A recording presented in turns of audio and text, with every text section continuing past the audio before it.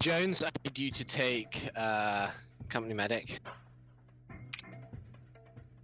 I need Zeus community. Can you guys take one of the vehicles? Sure. TF121 should have. Can I get a quick question out real quick? Go for it. I Alrighty. cannot click a slot for Op4. Is there any way someone... Alright. What's your name and rejoin? It's Potato Hog.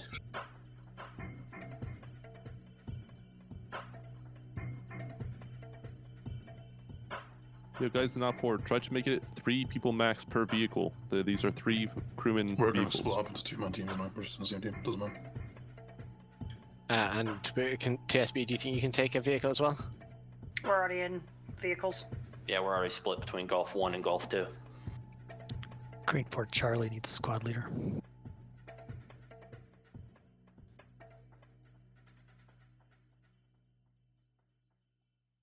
And is that both of all the vehicles filled? Can I get? You still have. Can for second platoon pitch something real quick? Go for it. Can I get FNAF. Delta already has a squad medic. If Bunny and Jeff could fill out an MMG team or something, be much appreciated. Same with Echo as well. We need 3 people to go down to the golf slots. Can I take some people from UPSE go take a vehicle, and some guys from TF1 to vehicles are filled out. So some guys from UPSE take golf vehicles. Zanastru would really like to work together. You'll get the. It's their first time, Pierce. It's their first time, for fuck's sakes. Fair enough. I did not realize. A random volunteer then, from a unit that's more experienced, to take that last golf slot. All right, y'all can get that sorted out. N4, you got 60 seconds on the clock. Get your group together. First platoon looks good. I need somebody to be second platoon lead. If someone wants to volunteer from Delta 1 or 2, that would be great. Echo, if you want to slide up in there, if there's any spots into maybe Charlie, that would be nice. Indigo, do you need anything with golf? He's probably muted. We have squad leaders for second platoon. So how are you guys doing? They're just supporting themselves for Friday night fights. We're just waiting for them to get all of that sorted. You don't need anybody else? This is just part of the process. Okay, Again, we're going to be at 150 players. Yeah, if you can't same as slot, EU branch. I'm not sure if we're going to run 2 or 3 rounds You still have tonight 15 minutes. You guys because it is the trial period of having 150. We'll see how this all If goes. someone wants to take driver for what am I? Golf 1, I can go in platoon lead, second platoon. Both sides are organizing. This is going to be some sort of rush attack.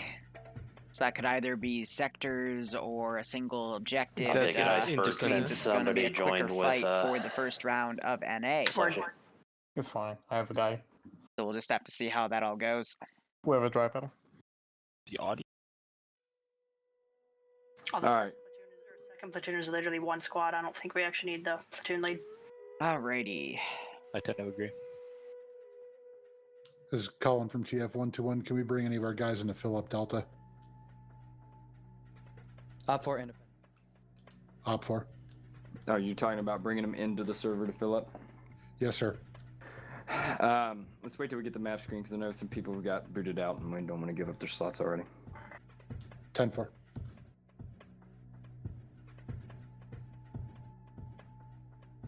All right, Op4, you good? All good.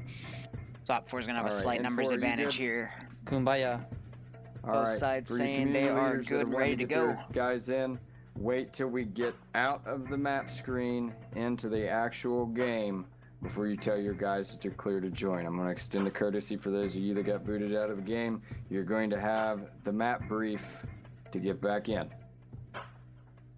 Let's kick it to map screen. And that is the sound of the server room that this is in, catching fire. This is an old joke. It's not even about a second. EU, it took just as long, so it's the first load of the night. The next 2 are not as bad. It's just the first one sucks. The first load of the night. Be prepared for a massive amount of desync at the start of the mission. Yes. Possibly. Also, nobody move at the start because it overloaded the server and we had to wait 15-20 minutes of us all standing there and talking before we could actually play. So just nobody move and let the server load and catch up because it's dying. Alright, jumping up a channel, changing my name.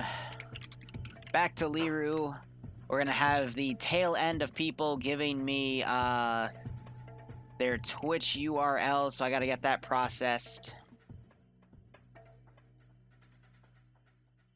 I snuck in a little bit of Phasmophobia 2 rounds in between the ops, a pro Asylum and a pro Edgefield, and I got killed in the Edgefield because the bitch literally went by another dude and just came after me, and I'm like, oh, okay, that's cool, thank you. But, you're not here to hear about that. Anyway, we are... Oh, wow, that booted very, very quickly. All right, so it's going to be a similar AO to what we had in the last Thursday operation, but extended. So we've got Op 4 spawning over Novaya Petrovka, and it's going to be a wave defense of terminals. So what this means is Op 4 has to hit Terminal 1 first, because Terminal 1's the only one that's active, and then they're going to go down, hit Terminal 2, because that's the only one that's active after that, and then Terminal 3, because that'll be the last one, which will become active when Terminal 2 gets hit. When the terminals are hacked, Green 4 will have 90 seconds to go back and deactivate the hack, and if the 90 seconds pass unattested, then the terminal will quote-unquote self-destruct after 10 seconds go by. So we'll see how that goes here. Barbarian will be joining me tonight for commentating, and we'll just have to see how the operation goes. Again, Op 4 has a slight numbers advantage. They've got an additional BTR, and they also have a helicopter to do scouting. We'll see if that helicopter has anything extra on it. Usually the MI8s don't get any pylon support, and if they are the super high variant, it's just so they can use the extra guns on the side. But Green 4 having Terminal 1, this is an AO we saw last week. Pretty defensible, same building is being used as well. Terminal 2 has Krona as a castle. That's going to be incredibly defensive for that. And then Terminal 3 is in a church building in the middle of Pushtoska. Honestly, I would probably sacrifice Terminal 1. I would just go on Terminal 2. Maybe put a squad or two up there, but Terminal 2, that's going to be a very good defensive area. And we'll just have to see where it goes from there. So, we are going to probably see a little bit of desync in the beginning of round 1, similar to how EU had a bit of desync in the beginning, and we'll see how things go. Hi, Barb.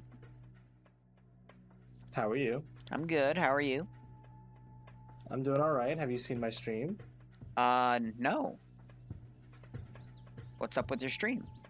Oh, you forgot to unload your TFAR plugin, you goober. So when we commentate, we turn our TFAR plugins off to stay in the casting couch channel. That's also because if you go in spectator mode, with TFAR on, when people die, they can talk to you. Yes, you did forget to turn off your TFAR plugin. I was just telling everyone how much of a goober you were. Hey, remember to hit P for tracers, you fucking moron. I hit P and J at the start of every match I do. J does literally nothing. I know. Said it's P, and you keep on thinking it's J. I don't know what so it's makes J. you want to like get into your PJ. Thank you. Anyway, not seeing that desync spike we saw earlier. So that's good. Looks like that got resolved from the EU rounds. Green 4 spawning on the airfield. They've got about 10 transport trucks, 6 UAZs, and then the BTR-70 and 2 BRDMs all lined up nice and tidy for them. And you already see some people building some fortifications there, I guess, just to test the tool. Excellent. Let's go look at what Op 4's got over in Petrovka, or whatever the frick. Novaya Petrovka, that's it. So, ooh, they have armored gases.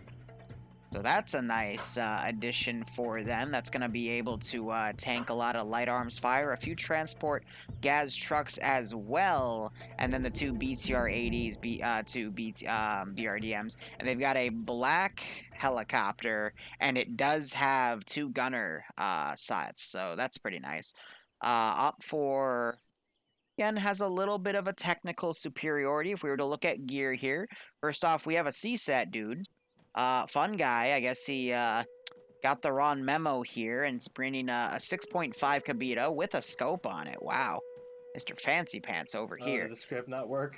I think he's still loading in, but either way, he'll probably have to relog, or that's just a broken AI like how Arcalis had one a few weeks ago. But anyway, Op 4, I'm trying to check. I think, yep, they've got 545. And the standard Op 4 grouping of weaponry. So 545 rifles, machine gun is a PKM, machine gun teams have PKPs, RPG combo. I'm trying to look for the Charlie 2. The MAT team gunner is an RPG 32.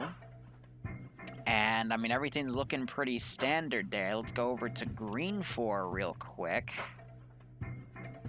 Green 4 is going to be rocking AKMs. Yeah, so 7.62 caliber. That's, I was expecting like G36s or something because 545 V556, but no, they've got a little bit of an advantage. And they also have, looks like SVDs, so mirror match on the marksman. But I'm going to be curious, are they going to do PKM, PKP, or is this going to be PKM and then MG42? So machine gunner for squad level is a PKM. If we were to go to Charlie 1, it is a PKP as well. So mirror match on the machine guns. What's interesting is how, if I remember correctly, so Green 4 has 2 BRDMs and a BTR. Red 4... I want to say has more than that. They've got 2 BTR-80s, 2 BRDMs. Their transport Vics are armored, at least the cars. Yeah, and they have the MI8 with 2 chopper gunner slots on them, which, you know, is not only, you know, it's going to be used for recon and probably some light harassment. But I'm going to be really curious to see how Green 4 handles these defenses. So first AO, if you want to work with me here, we've got a Terminal 1 site. In the building where last week we had a round and over here as well. I believe it was a sector control. The third sector was in this part, so I think this might be part 2 of that camping because I remember them saying that this would be a multi-part thing. So even though Green 4 won that one, but I guess that's why the first objective's starting there. So this military base can be a little bit of a problem because towards the northeast, it's got a steep drop-off, and that's what Op 4 used to get right on top of this position. So with this being the first area, I don't really see Green 4 committing too many forces to this position because that's going to be really hard to maintain. But I'm really curious to see what they do with Terminal 2. Terminal 2 is, in my honest opinion, one of the best places they can, like you can ever have as a defensive position, simply because the tall walls of the castle make it really, really difficult to scale this position. There's only a few places you can enter it, even with enhanced movement.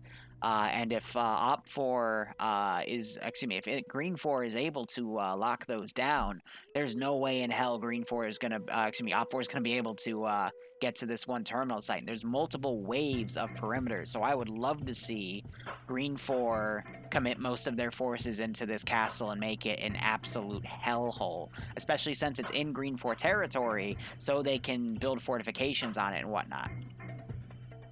And then the third terminal site is in the middle of Pushtoka. You can make a pretty good perimeter out of this spot because the central part of it is the, what's this called? The church. And you can build up some fortifications inside as well, as long as you're not outright blocking the doors. You're making obvious entrances here. There's a lot of room for, you know, people to garrison the buildings around it because this is Chernarus 2020, meaning a lot more of the buildings are enterable, replaced with their, you know, Daisy counterparts. And something could be done with that AO pretty well. But I honestly think Green 4 should maybe send a squad to defend Terminal 1 or just a few guys to harass, but Terminal 2, that would be a solid place, because there's so many places you can put guys in it and cause bottlenecks and just do a lot of damage. And again, I'm hoping we see that. There's the tower next to where the terminal is. When Sniper Wolf had the DayZ server up, someone built their base in that tower, and I raided it with Outcast. But we they literally walled off the only ways to get in, so we had to literally like jump over on the northwestern side. You see these rocks? We had to like basically jump over the rocks as we were trying to get around into that tower area, because everything else was walled off. Because again, there were only a few places you could actually get in, so it's possible. But you know, it's very defensive, because if you just peek your head over, there's very steep cliffs, and anyone with any sort of just poke your gun over the top of the little towers, and you can pretty much shoot people in the head easily, if you ask me. But we'll see where Independent decides to defend. I would love to see a defensive position in there.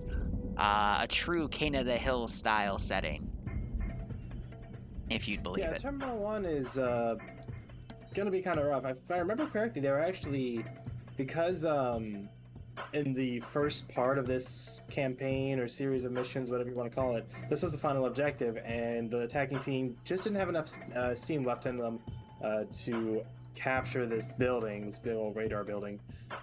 So with a full strength team, I'd be interested to see how well they're able to do this attack. I think it may depends on how well, it sounds obvious when I put it this way, but it depends on how strong they make their defense on Green 4. Because like if they just put a few people up here, take some pot shots and leave, then yeah, then it's not going to be a contest. But they were able to make a decent last stand last time. If they're able to repeat that, then they could really put an early blow on the attacking Red 4. Yeah, I mean, we got 7 minutes left of safe start. Very, very fun to watch. All the natural like castle and terrain choke points, little fatal funnels with all the windows and doors. I mean, you can see the same kind of fighting from like World War II Russia, where just huge urban cities are bombed out and just hollow walls. So you have these kind of just every window could be someone behind it. So we're starting to see independent forces mounting up in their vehicles. They got 6 minutes left. Honestly, I think they're going to be forced to send a team or two to Terminal 1 to just buy time to add defenses to Terminal 2 and 3 here, because it's going to be a drive depending on which objective they go to. Yes, it's nice that they have a lot of this AO here, but it's not going to be that effective for them to wait this out. Because if OPFOR decides to really, take the word Russian to play here and go to Terminal 1, then hit Terminal 2 while Independent's still at the airfield, that could be a bit of an issue. Yeah, with the safe start, they can get anywhere they want to. There's some people moving out now, but... Again, I'm hoping we see Terminal 2, turn into fucking Fort Knox there, man. I want to see it. Absolutely want to see it. Yeah, with all the open space in Terminal 1, Chat, how you doing? Because it's a radar tower, you can't really set up kill zones. You have to set up in that radar dome, so I wouldn't be surprised, if they end up just letting that objective fall. Decent? Good enough. Would love to see another last stand or solid defense, but can't always get that, unfortunately. So we've got Platoon 2 HQ heading up on his own. That is Nemesis as a marksman, so he's been cleared to go do some scouting, but it looks like they are going to abandon Terminal 1 unless some of the more guys that are mounting up now are going to redeploy there. You see BRDM taxing out. That is going to be led by Badwolf and Galil, so a TSB BRDM noise. And the rest of these transport trucks are still mounted. Go ahead. Well, I was just going to say, to Vince for being the marksman, did you ever play Metal Gear Solid 3? No. Well, in it, one of the bosses is a sniper called the End, and he's essentially 1,000,000 fucking years old. And so. Oh, you can just wait out the fight and he'll die of old age. I know that one. Yeah. Yep. Yeah. That one, yeah. And so Devenser being the marksman for Green 4. Eerie similarities, I think. We'll see how long he can last just on his own. Are you calling Nemesis Devenser? Possibly. I'm very tired. Go get some coffee, man. I can cover for you. I have caffeine right here. Okay, you need more. I just need to drink it. You need more. Fuck. No, you missed it though, because I literally, like, right above us in the casting couch is Devenser in the TSP channel. I'm like, wait, what? But no, you so EU only had 2 rounds today, but both rounds there were some massive blue on blue incidents, and I already got both of them edited, but they were pretty fucking hilarious. One involved 2 chopper crashes. Oh, 2 in one round? Like back to back. Oh. But look at, I think they're all going to go to Terminal 2 here. Look at all these vehicles. They're going to hold out Terminal 2 and make it Fort Knox. Hell yeah. Yeah, I fully support that. Element just up here near Terminal 1. I think they're gonna just keep tabs on everything. Those were tactical assault landings, yeah, right? People are actually here. They're actually taking it. You know, this is round 1 gold. A super wide flank like we've seen before. It says in the mission command. All right, so it looks like they're setting up a few guys on the corner here. Sorry, Devenser wants me to tell you that you said that he was in Scandi Recon last week, so we're even apparently. Is he not in Scandi Recon? Apparently he's not. up there in Devenser. Okay, gotcha. He was just being their +1. I get it. Yeah, no, independent. I mean, we've got one Vic that's driven up here. I mean, they could literally use the vehicles to block out the guardhouses to make it impossible for the Op4 Vics to get in here. But they can also, like, keep a BRDM, or excuse me, their BTR-70 in here. Or they can literally put the vehicles, if they can drive them around, they can also use them to block off certain spots around in here. Like, there's so many crazy plays they could, oh my god, I can't even English today. You can take the transport Vics and, you know, block off more entrances there to prevent people from enhanced movementing up certain spots. So, you know, I saw this in some OFCRA ops 2 weeks ago, where they were literally using their cars as barricades. I'd love to see something like that done in the castle, because I believe this is going to be an all-or-nothing hunt here for defensive Terminal 2. Keep the VRDMs in reserve, have them try to catch Op4 when they maneuver, but otherwise just hold that bitch down, and they should be A-okay.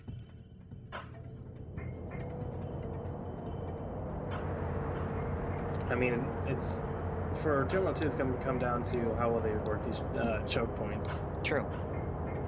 Stuff like the arch, the main road going into there, all of these holes in the wall, like you can see them as, you know, openings into the compound, but defensively you got to see them as a way to concentrate your fire, because these walls are way too tall. They can't climb over these unless they did something wild, like climb on top of a BTR with enhanced movement and just do that. But otherwise, they have to go in through these entrances. You just watch the entrances.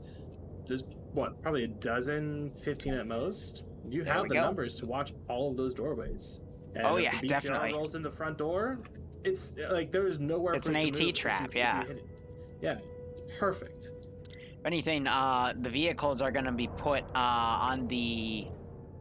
You know, you see the railway right here? Like, that would be a good spot to have the BTR stay on the outside and just suppress inward to try to take people out of the towers. But I could see Op4... Well, no, it's really going to depend on how Green 4 holds this. Because, again, there's so many choke points for Green 4 to defend. But if they bring their numbers in, this could easily be a solid defensive line. What I'm worried about, though, is Green 4 isn't going to realize this, and they're going to spread themselves too thin around this objective. Because I'm seeing a lot of units deploying in every so angle here, but in reality, they need to keep at least half their forces in the castle to hold all these spots, because there's so many places they can be put on. Yeah, and especially with such a huge force at Terminal 2, it's like I wonder how they're gonna do Terminal 3, because like all eggs into one basket works sometimes, but not every time. It's kind of true. It's situational. Yeah, but I mean, as we've kind of established with this specific castle, this terrain, what's here naturally, I think it's kind of warranted to make the call their to mat team in the helicopter. All eggs in one basket. Defend this place for 45 minutes. So hold up. Op4 is loading their mat team in the helicopter. They're fully loading a BTR. And I don't have the pluses against the vehicles, so I can't tell you how many guys are in every Vic, but they are starting to send some forces out. We actually see the other BTR also loaded with a bunch of dudes, as the BRDMs are accompanying them in a possible scouting operation here. We also have Badwolf and Galil in the Green 4 BRDM trying to go along the left flank, but it looks like the vehicles are being set as a defensive line here, I guess, to watch for when Op4 will come down in this position. Op4 might try to go towards Velilovo and then try to push up to Terminal 1 through the forested areas, but through more even terrain, so they have to go super uphill, which would be a smart call there. Also, you know, a wide flank, expecting Green 4 to possibly try to set up some defensive lines in the trees here. Go ahead. Boston and Logan, they're Golf 2 for Red 4. I just watched them flip their BRDM and landed on all four wheels. Granted, I believe... No, Logan's the gunner, so it was Boston. Although Logan apparently has a team kill? I don't... it's Logan. I'm not going to question it. Yeah, you never question it. It's Logan. Don't worry about it.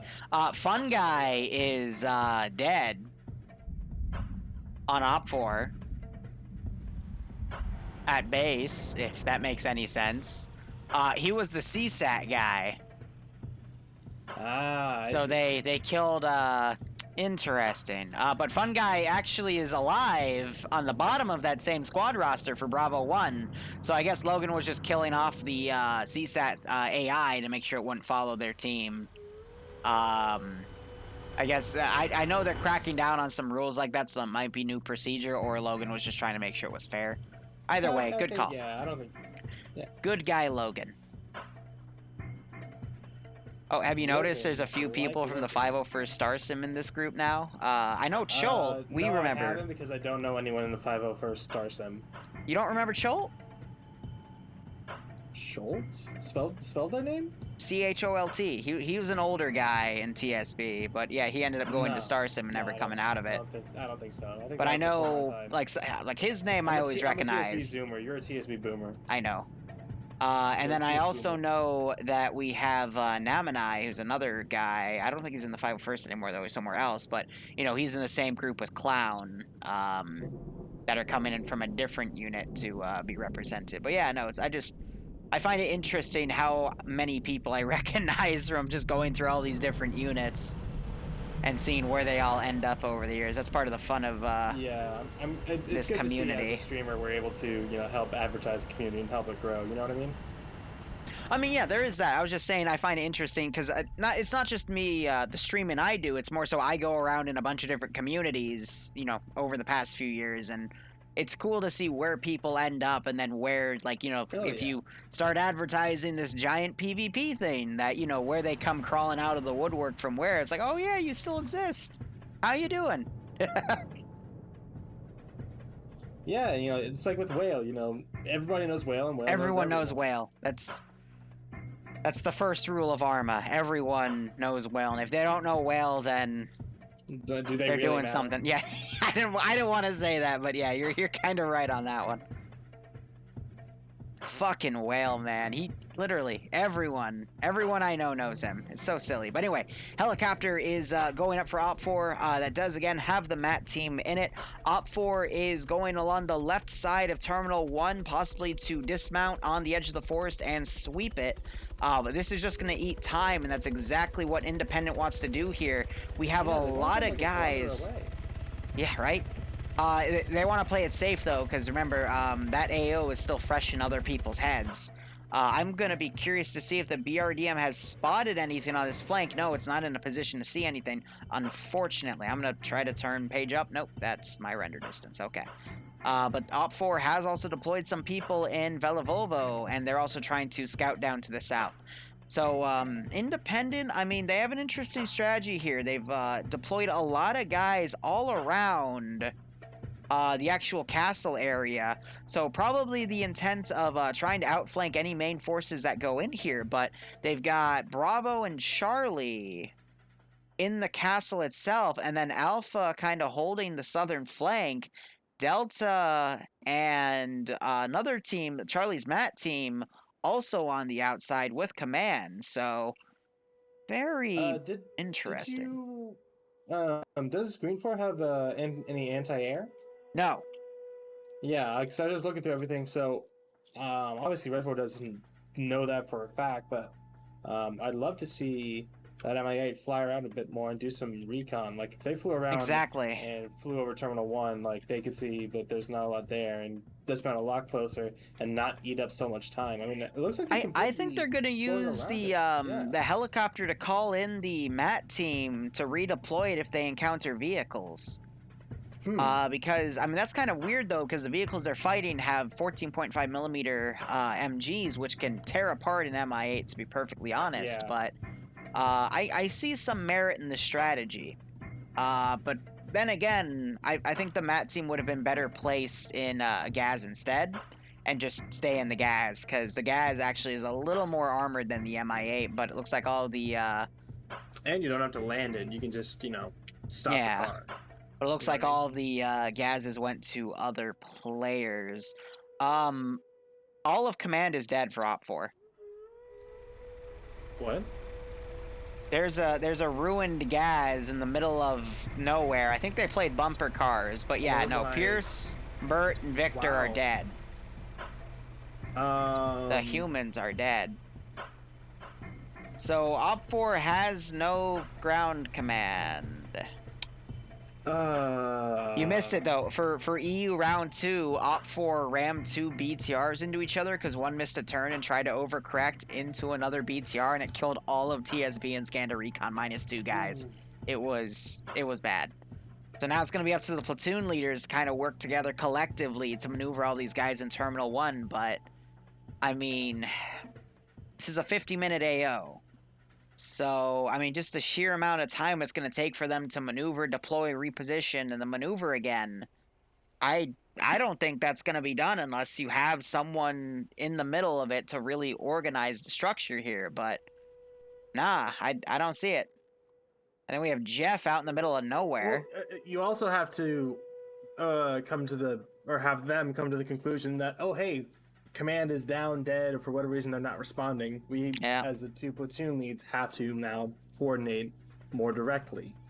And just making that initial step is a hurdle for groups like this, in my opinion, that are more... There's a shit ton of dudes to coordinate, though. Shit ton of dudes to coordinate, and, from a lot of different community backgrounds. You haven't played with these people, necessarily. Exactly. So, chemistry may not always be there. But, oof... That is completely a shot in the foot for Red 4 to start off the first. That's why you always have spacing in vehicles, which I'm not gonna lie, is actually tough to do in first person. There's no one else there. Well, that's where all the vehicles were driving, so I needed to start watching the convoys come in these days now, because that's like it wouldn't kill every dude. They're in the middle of an open field, Barb. If they were unlucky. Yeah, they're in an open field now, but what if they hit a tree and they desynced into it and Armor went, fuck you, and sent them 1,000,000 miles an hour? I'm looking around for fallen trees. I only see the regular looking trees knocked over. Oh, actually, wait, no, I lied. Look, so look at the wrecked car. Yep. And now look southeast exactly.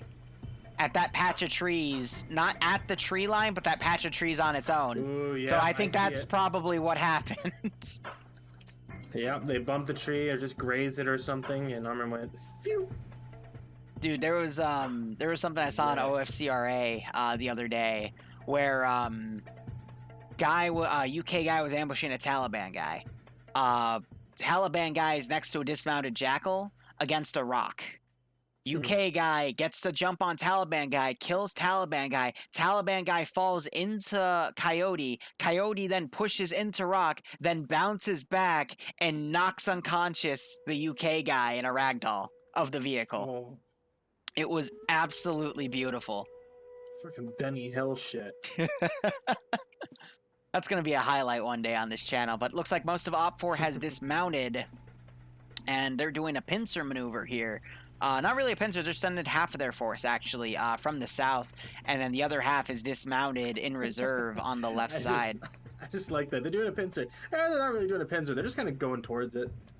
It was a Coyote, what's that? I might have said Jackal on accident, but that's what on the I always get northeast side, confused on they've those kind vehicles. of put themselves out of position. They've been trying to be on the trail for these guys, and they don't realize that the hunter has become the hunted, essentially. Mm-hmm. So I think Green 4, what we saw in a similar play of this is Green 4 is just trying to scout out the Op 4's route because we got Green 4 lined up here where Op 4 came last time on this objective a week ago. But Op 4 is going to hit it from the rear. Green 4 is not going to do anything about it, and then you're just going to see the massive fight around Terminal 2. You might see a small team from Op 4 rush to Terminal 3 if they realize just how much Independent is here. But I don't know. I mean, it's tough to tell who's going to win this one because of the timing. It does suck that Op 4's command structure died to an Arma incident. It happens, though. I've still seen people bounce back, but it's really going to come down to the fighting in Terminal 2, and if Op 4 can spearhead through that, because Independent has left a lot of gaps in its line that Op 4 could accidentally exploit, and then a rush to Terminal 3 would still win it for Op 4, in my opinion. Oh, absolutely. Because at that point, kills don't matter. However, back up at Terminal 1, I want to bring this up. Red 4 had inadvertently made themselves go into a big fucking killing field. And the only thing that's going to save them is the fact that Green 4's leadership element and the marksman and all that are not in position. Where's the kill field? The whole compound to the southwest of the first terminal. That whole area, just like the wide open spaces, the high contrast. Oh, yeah, definitely. Like lots of open ground that they'd have to cover or have to cross. And, well, that's not going to be contested at all because Green 4 isn't even there. That's a shame. I mean, given the choice between Terminal 1, where you could, have Op 4 just come through that tree line and get right on top of it while ignoring the compound. Yes, I get Op 4 going through that massive kill zone, but I don't think Independent in any day would be able to predict that Op 4 would do, some type of maneuver like this compared to, the other options here. So I get that. I don't entirely agree with that. I feel like that's why that element went out there. Yeah, but comparing Terminal 1 to Terminal 2, Terminal 2 is the much better defensive zone. Oh, so I would do Green 4 strategy in a heartbeat. I'd have more people on defense though, but they don't need all those guys on the southern push. They can just keep them in the castle. But I like the northern groups because that opens up the ability to outflank when Op 4 is going to try to put their vehicles close by to fire from range, especially with the Independent Mat team up there. Which, is that Eander actually? No, Eander's part of Delta 1. Never mind. Charlie is Buckets. Gotcha. But now we're also going to start getting some scouting information with the helicopter. Mm-hmm. We have a two-man team of Pads and Santos and Lopatino. Just kind of doing some more recon. Yeah, they dismounted north at Valley Lovo, and they've just been kind of walking around just to see where Green 4 is. But Green 4 has been pretty elusive to Op 4 forces so far. I don't think either side has seen each other just yet, but that's probably going to change with this helicopter. No one's seen each other, but somehow Red 4 Command is dead. Yeah. So Op 4 is lowering itself. It might be looking for an LZ, which would be a big mistake because they're about to fly right over the Charlie 2 team. Yeah, and Buckets has that AT. They're flying lower. I mean, if Independent wanted to, this would be a good shot for right Buckets. Buckets! It's right over him. Buckets is instead going prone. I think that's a major... It's going to land! Buckets! Buckets, get that AT out! Oh, this is gonna be devastating. Buckets, he's sprinting. He's getting it out. Oh, this is crazy. Buckets, come on. They're Buckets. dismounting people. Oh, Buckets, people that take the shot. dismounting. It's fine. Take the shot. There it is. Oh, And look at how many people go down. People died from that. People died from just that explosion. Oh yeah, no, that explosion will kill people off. That killed also the Matt team gunner for Op4, and now you are seeing one of Bucket's assistants, Daniel, here do some cleanup. But there's Delta coming down. This is devastating for Op4. Well, that's a drink for me because that is a vehicle killed very early in the round. So we got a machine gunner in the tree line. It just took out Buckets, unfortunately. But I mean, him making that kill, someone's going to be able to pick up his Matt gun. If they check the wreckage, they'll find the other Matt gun. That was absolutely devastating to Op4. There's still two guys up. Is the last one up. We've got Lion and Potato Hog. Mountain was up. He is down again. He's being the pilot. I mean, that also shows you the importance. I mean, if they had a BRDM just go along the MSR and try to scout that AO, that might have helped him out a bit. But at the same time, Green4 did a really good job of just hiding in the tree line here. Yeah, this one guy sprinting, he had the right idea. Get as far as fuck away from there as possible. Legs taking a lot of shots as he tried to crawl away. And he's dead. Might be having a bit of blue on blue. No, I think that's just ricochets. Looking back at Terminal 1, Green4 is pulling away from that site. I don't think they noticed Op4's force there. So we had Lion just catch someone in the open field here. That was Skelly. Skelly, you know better. That's a Terminal 1 hack timer. Now Eander trying to follow up with Skelly. Reloading in a field. And Lion gets knocked out.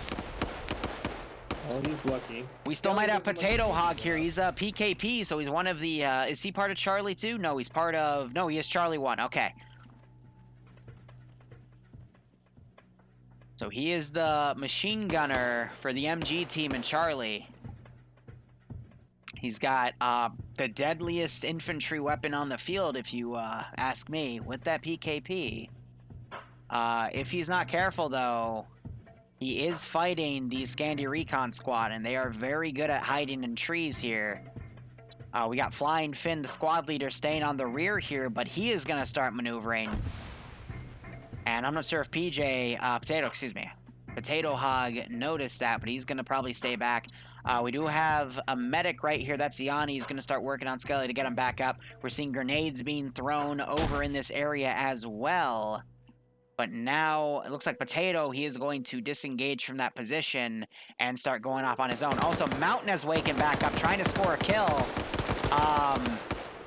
Yes, the unconscious maneuver, and his head just got snapped as he threw a smoke grenade from his mouth. That looked... Unfortunate. That was interesting.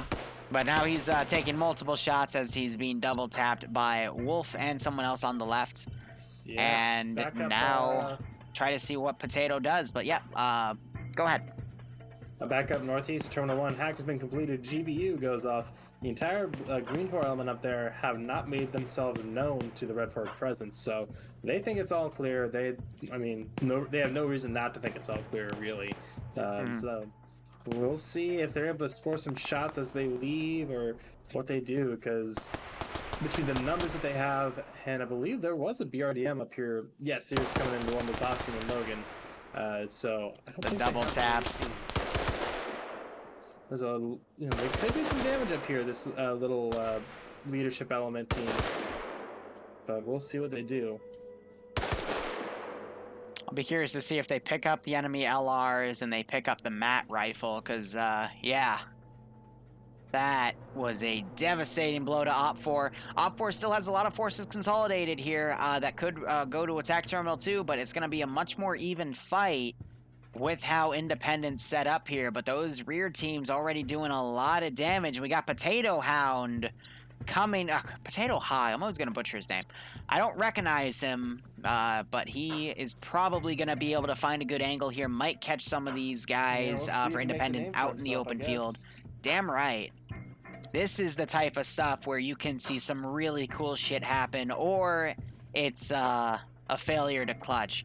Now, I wonder. No, this was Platoon 2 HQ coming up. I thought that car was there since the beginning, in which case the helicopter would have seen it and not landed here at all. But Platoon 2 is driving up to, I guess, get some more intel here. No one's picked up the extra RPG-32 yet. I also haven't seen them pick up the RPG-32 from Buckets, but hopefully they'll take a few seconds to get that all up. It also looks like they're trying to medic. They're trying to medic a dead Russian guy. Wolf and Zakir, actually, he's not a Russian. He's one of their guys. That would be Vargrant, their team leader. Well, Potato Hog takes a knee. He's getting eyes on his targets, I think. I think he's aiming for the two guys medicing Vargrant here. I mean, yeah, that PKP, he's got a scope for it. I think it's like 1.2 or 1.5, but it's something. It's something. But, I mean, he's going to have a really good firing arc here, but he needs to have a good exit strategy. That's not what he's really looking at right now, but we'll see that barrage in just a second. There it goes. One kill right off the bat. And the other one gets away into the forest. Return fire coming in almost immediately. Yep, gets shot in the leg. He needs now turn around and roll away. Ooh. No, headshot. Spin cycles right into that bullet. He needed to scout that out a little bit more, and he needed to have a better exit strategy there because he was still in the middle of an open field. If he went a little more down slope, there were a few good rocks, but didn't have good eyes. Instead, what he could have done was gone a little more uphill, possibly lined himself up with the bush, done a 20-round burst, and then pulled away to the east. And just acted as light harassment, but I mean, it's good. It was a good strategy. Of he committed he tried. He should have, ran for in charge of the long play, in my opinion. But it was a good try, definitely. Yeah, a good try. Good try. He got at least one person. Meanwhile, yep, that Terminal 1 team have finally mounted back up and are pulling away. As the leadership element, I think they hear those engines and they're just keeping tabs on them, moving towards them. But yeah, it's going to be now a full-on push for Terminal 2, and we're going to see the slog of the century, I predict. So one of the cool things to note, though, is that a large force just dismounted next to an independent BRDM. They have it really well hidden. But is that independent BRDM going to try to maneuver behind them? Did they even spot them? And I really want to see how these BRDMs are going to come in and close gaps here. But we have Pads and Santos now starting to move to Terminal 2 to find a good position. Independent has actually closed their ranks a little bit because of what happened with that helicopter. So that's going to allow Platoon 2 HQ's marksman team here to get in. It's looks like Pads with that marksman rifle, if I can get a click on him. There we go. And Santos is probably the 2IC of the platoon. No, he's the medic. No, he's the other marksman. So yeah, no, we've got two marksmen, both of the marksmen for the Op4 side working together here as a battle buddy team. But yeah, no, the biggest weakness of Terminal 2's AO is the fact that, it's all open area on the top of these towers, and it would be very easy for a skilled marksman to get some easy headshots, to get some free kills in. Going out from, the Green 4 Independent BRDM, shooting at the Red 4 BRDM. We had some vehicles cross before. You see all these gases down here. What the fuck happened here? A lot of them, actually. A lot of medical on the ground, too. Yeah. Like someone got shot or something. I don't think someone got shot. I think there's some dumb vehicle maneuvering again. More arm bullshit? Yeah, probably. So looking over, we have the other BRDM chilling over here, but I don't think it's going to close the gap. It might be able to catch this other independent BRDM pulling back, though. That's Logan in the turret. He should be able to see him if he just looks to his right a little bit more. Oh. And it's been spotted. It's been spotted. Are they going to pursue, though? Because it's backing away. That BRDM for Op4 could easily push up and assault it because they're tunnel vision. But no, they're going to choose to open up instead. I would have closed the gap a little bit first, but I guess they're trying to play this safe. Independent BRDM turning his gun right. That's going to be very easy to spot. Oh, they just knocked the driver out. Wow. Lucky headshot there.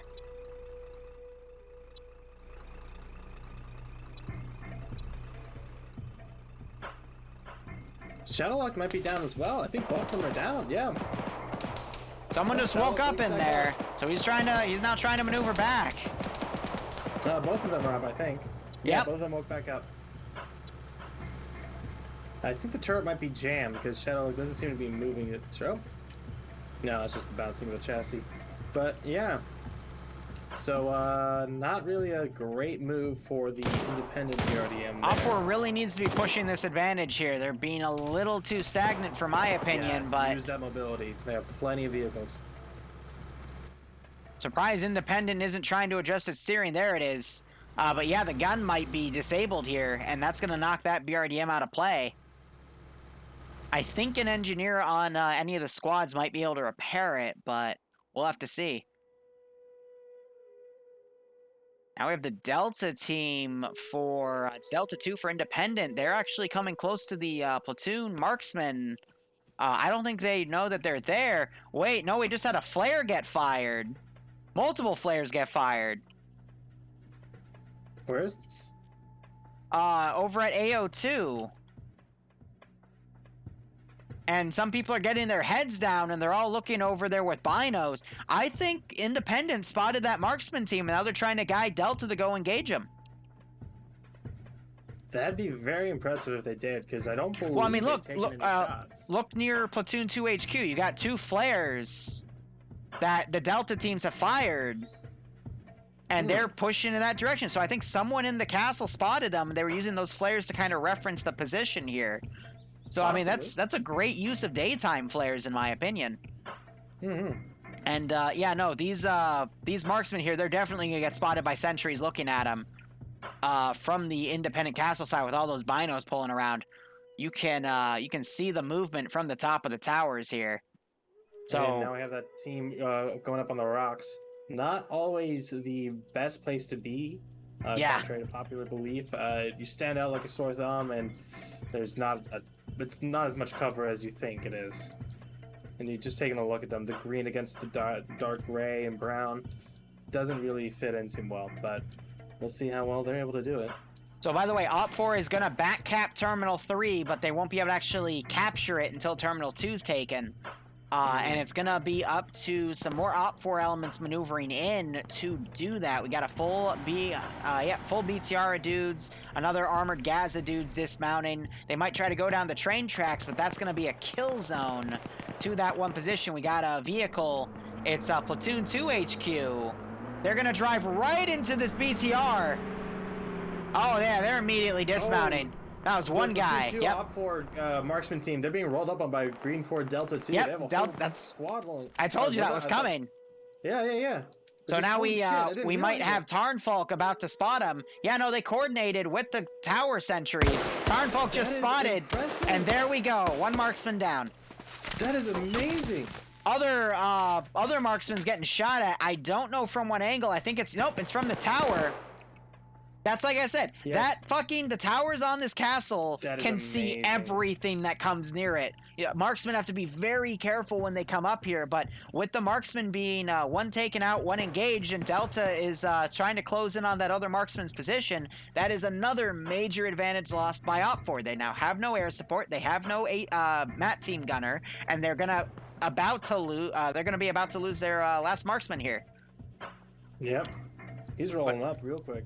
But, I mean, really good. Wow. Holy crap. Tarnfox seeing he's getting both marksman kills here. But really good coordination on comms by Independent today.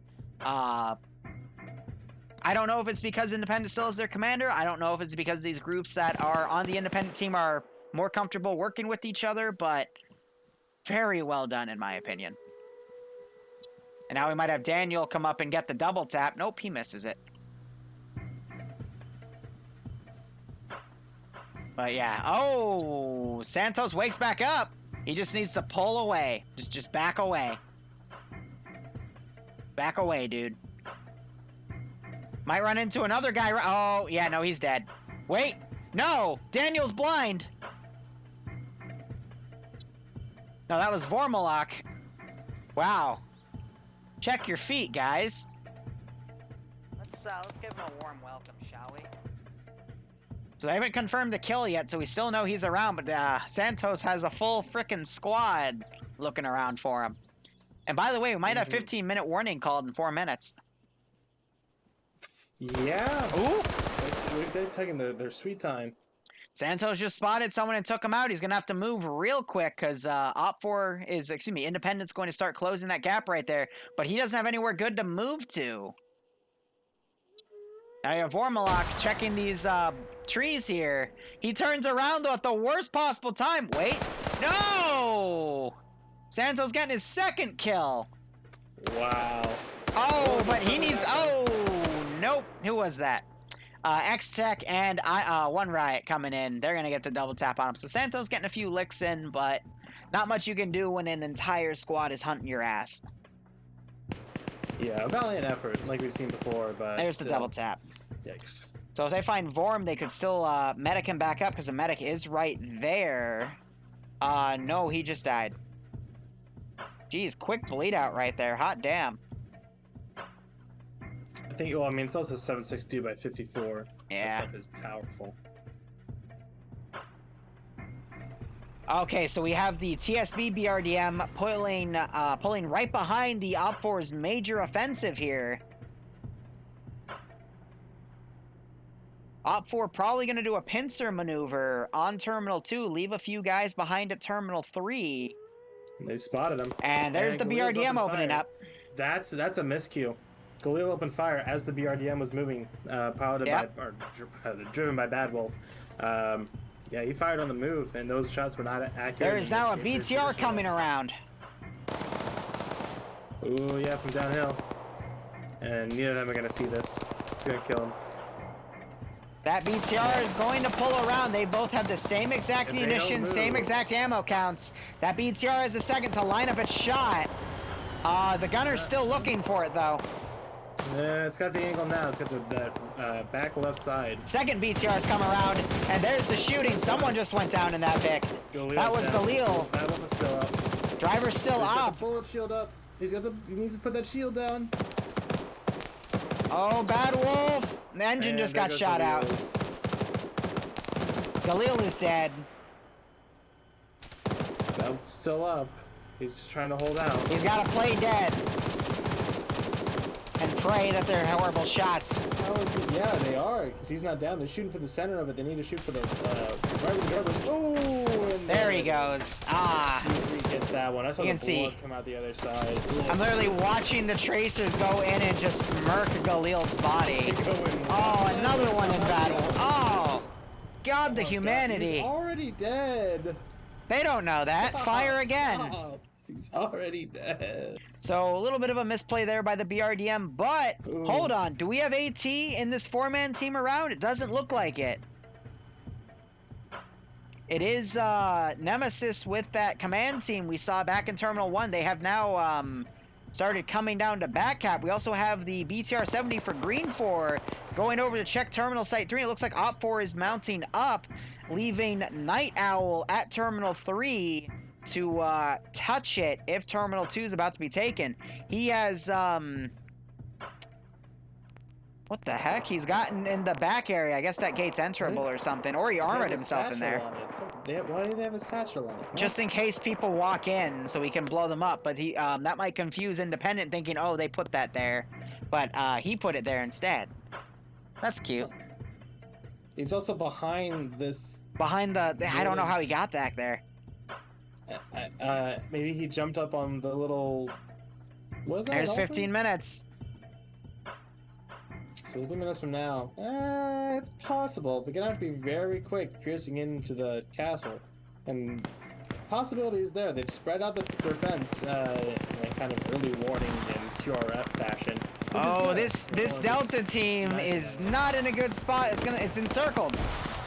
They're gonna quickly try to pull back, but they're between two squads of Op4. That's unfortunate. So I mean, that was meant to be a maneuver team to go behind Op4's line. I think they found some of Op4 and decided to engage. They didn't realize that they were literally already encircled. Op4 didn't know it either, but you know, circumstance now dictates that. We got one survivor still up. He just scored a kill.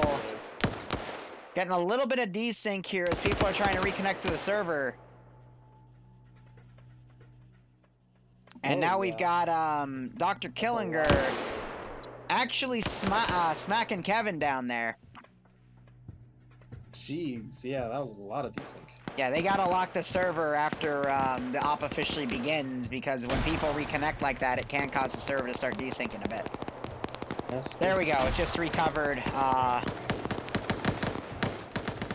Green 4 BRDM down at the bottom of this hill. Oh man, a lot of Green 4 guys just got murked on that one. We get some supporting fire coming in the back, but positioning not gonna work out too well for that BRDM. Op 4 sending its southern flank to close the pincer. We have 2 demo specialists and Night Owl staying in the church area.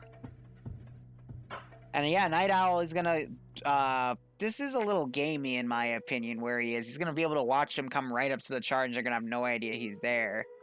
But he's trying to make it fair. He's trying to stay right where that is. Again, I don't know how he got in there. Might have glitched in. Might have been an accident. Who knows? But now you're having... Yeah, he might not be able to hop back out. Yeah, exactly. So he's just screwed.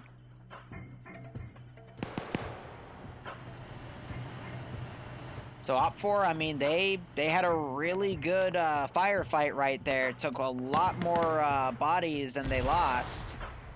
You're also seeing some more Green 4 defenders that they're going over here. Actually, no, these are more Russian bodies on the left side, excuse me, the southeastern side of the railway. And you also have the other BRDM from earlier, got its gun repaired, now it's firing at some Op 4 forces on the far eastern flank of the northern push. On the southern side, meanwhile, south of Bogturka, we have Alpha Red 4 and Bravo for Red 4, and as well as a BTR coming up from the south. Like we're driving through this forested area that is covered with Green 4 infantry, and Alpha Lead just threw a grenade this is why I do not like it when they space forces out like this. Op 4 is just gonna drive in there willy-nilly, even though they just had a guy get wounded because he hit a fucking tree. And they're getting grenaded. They're also getting grenaded, but the gases will be able to resist those shots. But I don't know if Carpenter's down. Is Nurskin there? Yeah, so I'm not sure if they got grenaded or if they hit a tree there. But yeah, 2 guys unconscious. That's unfortunate. But again, you have these gases. They're going to drive right up and get in the southern guardhouse and start putting some pretty nasty pressure on the castle. Meanwhile, the castle towers are being put under pressure by the 2 BTRs at the top of the hill. Again, Op 4 and Independent both lost their Mad Team gunners, but if they pick those up and use them, I mean, they could then hunt the BTRs and pretty much toast them.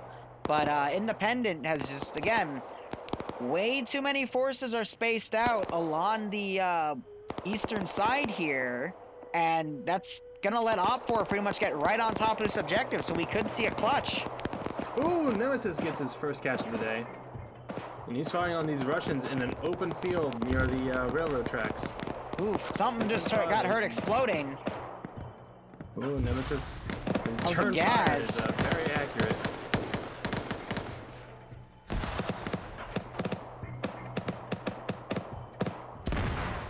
Op 4 getting caught in the thick of it, but Chucky trying to fire some AT in here, manages to hit another gas truck. Might have actually went right over though. I do see some wounded around there. Of the castle, Strakotenko is pushing up to the main entrance. Yeah. And he has a counterpart on the other side coming up that hill. We'll see what defenses that they have ready, but I don't think they're ready for a push through the front door. Actually, no, they are. They have like 3 guns pointing right where Strakotenko is. Oh yeah. He's about to get the good old Independent welcome. You have a guy with AT standing right there. A really good Grenadier round going in. That was amazing. That was great. Another one coming in.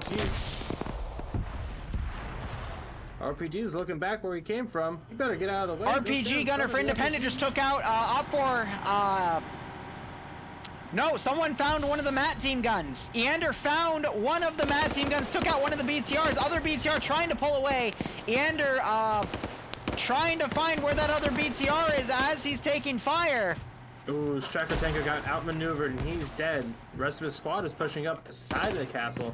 We'll see what they're able to do as someone... They're catching two independent guys just jumped off the side of the fucking... What the hell?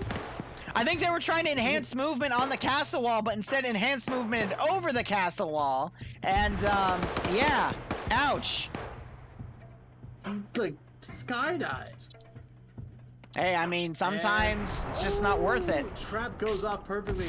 Working that choke point. 2 Russians dead from 1 satchel. Nice. Very nice to see those explosive traps in play here. The 2 guys that jumped off, they are back alive. Probably going to be seriously wounded. And they're going to get rolled up on. Actually, it says they're up, but I don't see one of them moving. It's because one's medicing and the other one's coming around. But he's now in a perfect position to flank. He's playing around with some of the janky physics as the A1 guy, Patriot, is moving up. Some grenades need to be thrown up there, but they probably just roll back down, so cook him. No, he's trying to get a flank here. Sees the machine gunner. J-Wolf knocks him out. There's the grenade. Perfect throw. It bounces down. Actually, might have just hit a few Op4 guys. And now you have Independent Command also coming around. Another grenade, perfectly thrown, knocking J-Wolf back out. Wow. And the other BTR just got hit by Scandia Recon. No, that was an Op4 BRDM. Eander getting his 2nd vehicle kill because he found that AT weapon, man. Rocket God. Mm-hmm. Known for it. I still have fond memories of that one Apache. Oh. Never get Eander drunk and bet that he can't hit the friendly Apache with AT, because you might be surprised. Is that the official story? That's not the official story, but we're not going to go there right now. More green for right to the bottom of the hill. On a so the 2 guys that jumped out, one of them has literally just stopped the entirety of the alpha push for Op4 by skydiving out of the fucking building. He just got... I don't know if he just got shot right there or if he bled out, but either way, I mean, a good job by Hudson there. 2 kills, multiple downs. I figured that the cliffs were going to make a difference in the firefight, but this is ridiculous. Jackson trying to sight out Patriot here. Lets him go, though. And we're at 6.5 minutes left. Op4 needs to get its southern group moving, but instead they're kind of caught in the firefight right here. We might see Echo for Op4 move in here, but it's going to be close either way. Now we're seeing Patriot. Go ahead. Nemesis and Flat have come up to this little plateau right in the eyes of that BTR, or at least in where it can spot them, but it's focused on the castle. Yeah, they need to get going on this place. Patriot just got knocked out. Scandia Recon pulling away. I guess they're going to try to go pull into the castle with the other, where Command went and some other forces to make a last stand here. Nearest is the last Red 4 that's up near this castle. He's being rolled up on. Actually, he got past. Nemesis on 3 kills. Green 4 patrol coming in. So kind of lucky for him, but he's gonna need to get out of there or make a huge play. More supporting fire coming in from over the ridge. Yeah, these guys that are across the railway, they won't get to the castle in 5 minutes. Get him! Get him! No, don't jump on him! What are you doing? Shoot him! You already had a mag in your gun. There you go. He did it. There goes the body. That's great. Who are you? I just watched Jackson put Patriot out of his misery because he was vibrating up and down. Oh, man. Now you got Op4 trying to probe ways to get into this compound. There are a few from the side stairwell right here. But will they go up it? They're going to have to be wary about explosive traps, too. Grenades being thrown over the wall as well. Oh, look at this BRDM. That's what I'm talking about. It's also, the grenades are going under it. No, the BRDM is literally watching the front gate. Op4 just poked their head out and noticed it. Oh, my God. Yeah, they got no choice. They're not going to be able to go through that spot. They're going to have to go take the stairwell instead. I don't see anyone with any AT capability in this group, so they're gonna have to just avoid the BRDM. Less than 5 minutes remaining. And we have Nursk crawling around to his death. Getting caught out of position and shot by Dibrit on security on that angle. So, Op4 again. Wow, no, Op4 is... Wow, that entire southern force of Op4 is dead. Oh yeah, no. When did that happen? I don't know. So it's kind of up to Echo here. They got the high ground though. They could look down and do some serious damage. Yeah, looking behind those. Just popped one of them. But the weapons sound so similar. Independent is not looking up. They have no idea. Oh, poor Tom. Tom somehow survived that. Wow. So Independent, they're trying to line up some more shots here. GL just came down. Carlson has no idea these guys are on the higher area. They're trying to pop some grenades around.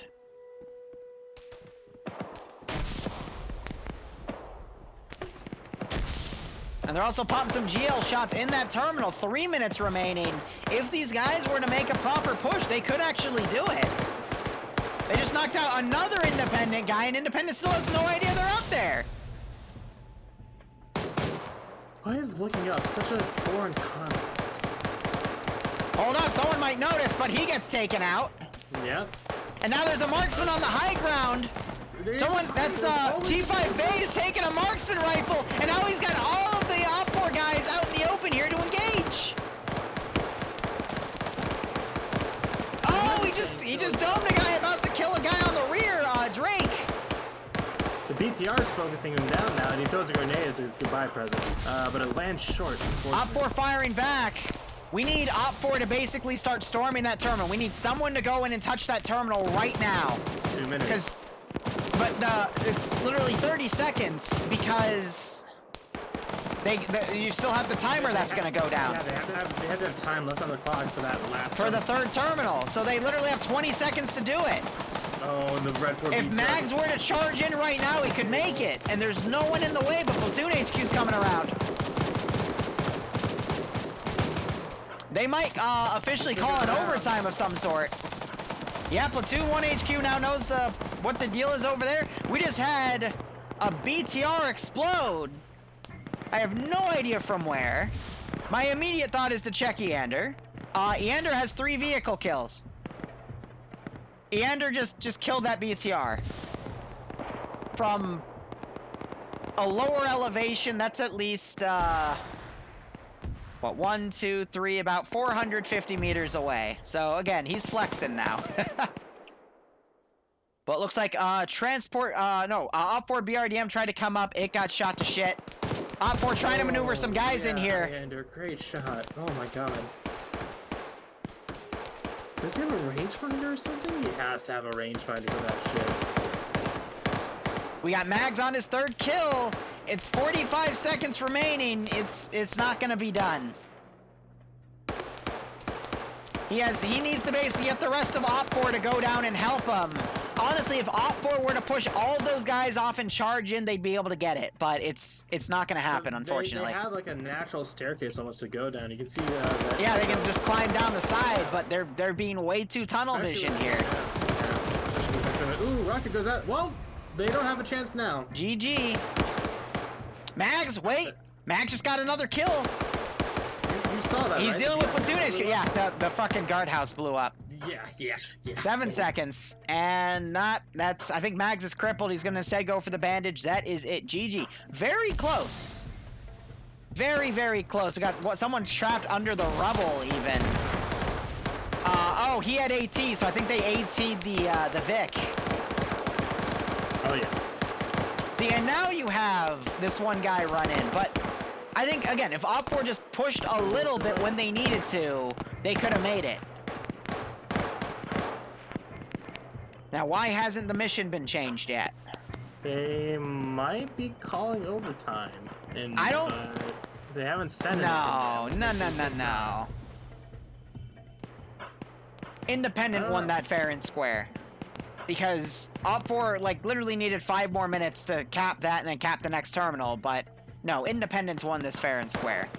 Oh, absolutely. I agree with you. Nemesis They ending with lost. 6 kills, by the way. Like, they haven't even hit the terminal yet. Like, This what? is horse shit. And they just got blue on blued. GG Indy win. From I'm gonna argue with them that this is an indie win. No, he said it's an Indy win. There we go. Okay, cool. Fuck. Ice? Liru?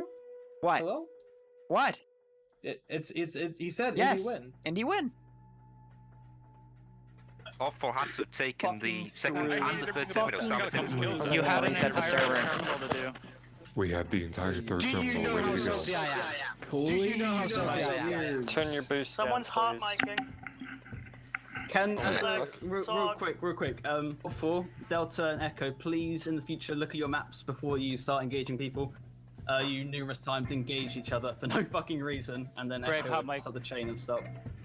So please. Apparently we in the had future, contact in the keep middle an of our formation. That's what happened. That's between Server Echo and down. Delta.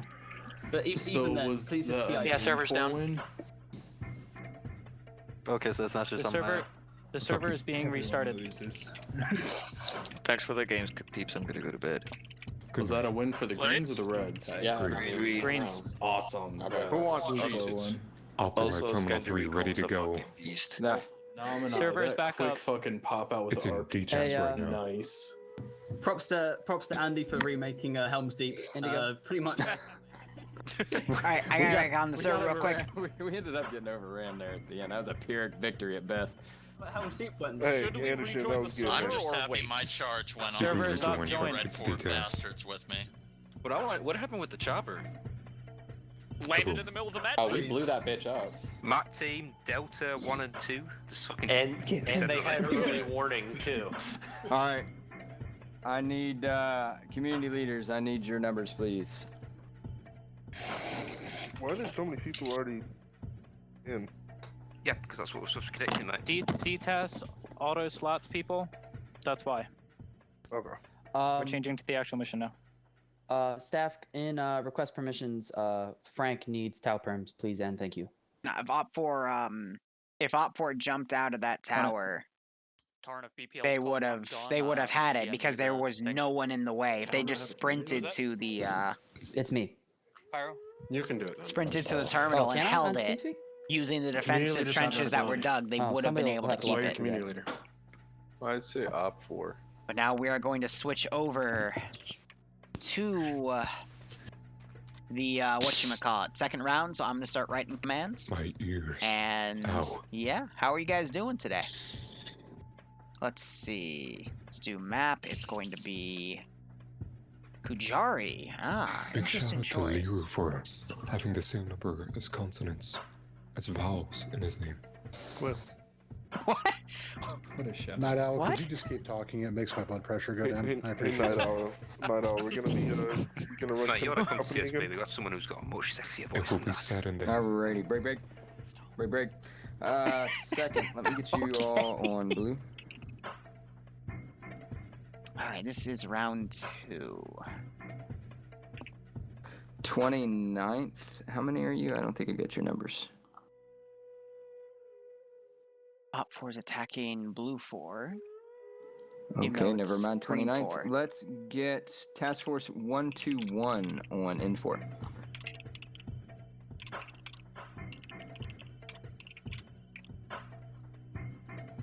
Three gun trucks. Let's get Tau on N4. Did I miss a call for the 29th? Yeah, what's your numbers? I got 13. All right. How the Op4 turned into independent just for this once? I don't know how it happened. Wait, is there Op4 on the game? I don't know. I'm not in the server. I can't. I'm trying to connect. It's blue 4 and N4. Okay. So everything. Sorry, 50% N4 advantage. It says Op4 advantage, so yeah. Op4 is independent. Yeah, Op 4 should be... Anything that says Op 4 needs to be All N4. right. All right, Yeah, so much action in a large area. CST, let me get It's you all great on to see N4. that type of stuff. Hey, I joined. Is AA and TK with them still? So now we have an intermission here, chat. How are you doing tonight? Hey. I thought it just yeah. goes to show if Op 4 literally had one more minute, they would have been able to make it. But I'm trying to join Green still. 4 You said won Tau that to what defense, team? if you ask me. Tau is on... And it was absolutely N4. beautiful. By the way, guys, there Let's are get some 29th slots now. blue. If you want to come join in as a rando, just do !FNF. Stick Bravo. They do have a handful of slots to get back up to 150. Well, so Steve, take them that's before they're gone, because it is very competitive to get in here. All right, let's get... Oh, I did have your numbers, 29th. I'm sorry, I'm an idiot. Scandi Recon, go N4. TSB, go N4. 242, go Blue 4. 13th, go N4. Letting them all come in. Zeus Community, go N4. SOG, come Blue 4. Ignis, N4. 501st, N4. BPL, Blue 4. Let's see where we end up with that.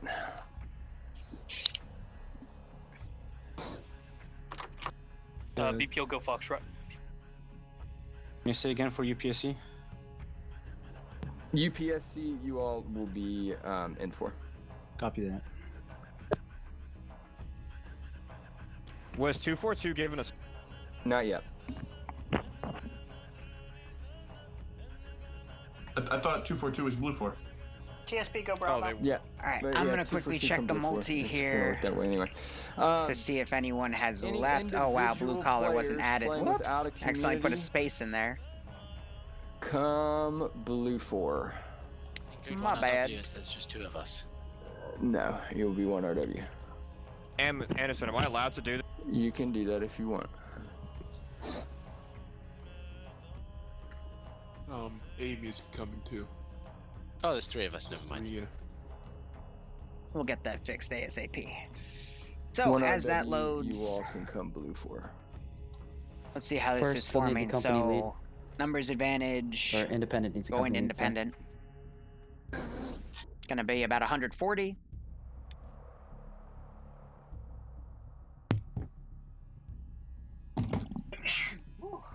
Sneeze right there. Send in And go let me team look. 6. 501st, I had you all go in. Phoenix is coming in here too. Nice. Let me get you all. Yes, Yeah, y'all can Yanni, stay in especially first. Ander with I'm the okay AT. with this. It's good ambushes. Alrighty. Is there a community or anybody? Guardsman, that has thanks so not much for been the slotted? 3-month resub, my man. I hope you keep enjoying the operations, and I hope you get a Excellent. kick out of this Remember, round if of you Friday are an Night individual Fights. player, you all can come on Blue 4. We got Alright, we've a got 60 few more seconds on the slots, clock for guys. the If you company want to leads. quickly I run need in. a volunteer for company lead on N4. Fisher, you can take it. I don't want it, but I'll take it. Alright. Let me see. Yanni, 60 seconds Flying on the clock. Get Finn. your Let me company check lead if out. those guys are still up. Copy, stand by. Can I be heard right now? Or... Yep, I hear you. Okay, fantastic. Charlotte, I need a platoon leader ASAP for second platoon. Like right. Perfect, thank you, Indigo. Indigo, I need counts for your squads. Tell me how many you have in each squad, and if you need reinforcements, I think you have 2 men. Yanni, you still playing, or can I remove you from the multi? Everybody in Charlie's. Good. Okay, so Charlie, that's a weapons team for that platoon. Oh Indigo, god, you Barbarian have has a what? face cam. I've got essentially Sorry, a team plus HQ, and I need a Foxtrot squad lead. Yeah, Foxtrot okay. could be, Foxtrot does not need squad lead. There is a second Okay. Foxtrot squad. Yeah, I need that Charlie 2. I need you to slot in underneath Indigo Fox. Yeah, right, oh, yeah, I right. need Alright, let me some get you out of dudes there. from. Okay, 29th. I'm gonna try to keep you together. Second MRB. Can I actually get you guys en masse to file down underneath Indigo? Oh, never mind. You're with Ander. Making this complicated. Cool. Can I get some of the SOG guys from Charlie as well to file down to Indigo Fox's platoon and help fill that? Foxtrot, you're gonna file in under Indigo Fox as well. Okay, so just report it on his platoon network, and that should be good to go. Indigo, give me your numbers for your sections, please. Anderson, can you give me those as well? Yeah, I'll give them to you in a minute. All right, that's 60 seconds. Fisher, you got 60 seconds on the clock. Get your company together. Alright, everything looks good, you guys. If possible, can we get one guy up underneath me just in case I go down? You have full comms, and we can make you secondary. But everything else looks pretty good. Green can't be on our team. One other. Time to see how well the 501st guys do. I mean, Alpha 1. Twig, you got any I haven't seen problems? anything bad, but I haven't seen anything kumbaya, brother. noteworthy, you know? So Alright, who's my they'll have their moment. second But I did leader? see Clown do a few cool things in EU, though. So hoping that continues. Hey Frank, can you Coons, you got any swap problems? and Coons, let you got any problems? Horsey swap? Coons, are you squared away? You have to push to talk, brother. Yeah, no, sorry. I gotta. Johnny, then why are you watching? Go deal with your friend, good. Wink. Have fun. Live a I don't little. want to be there. Whoops. Celebrate. Bart and Charlie 1, can you filter down into second platoon? Maybe jump in with one of those other teams. I can't have a single guy on that team. One medic. I don't remember the 501st being in here last week, but they might have been. Thanks. I don't know. Alrighty, let's push her to map screen.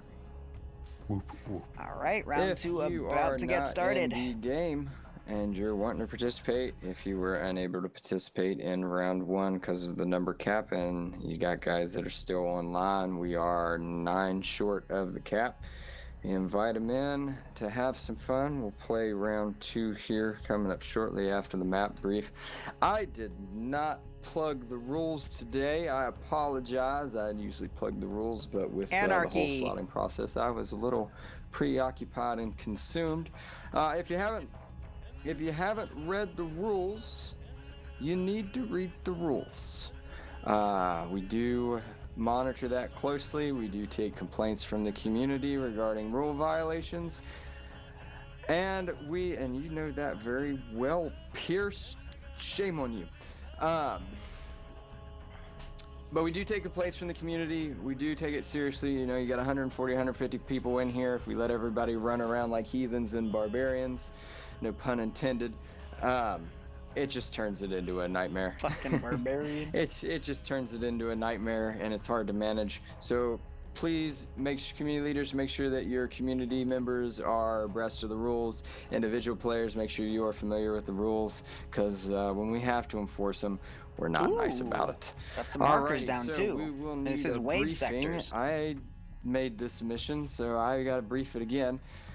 This is a sector control sequential. I'm going to try a sequential sector control, see how that works out.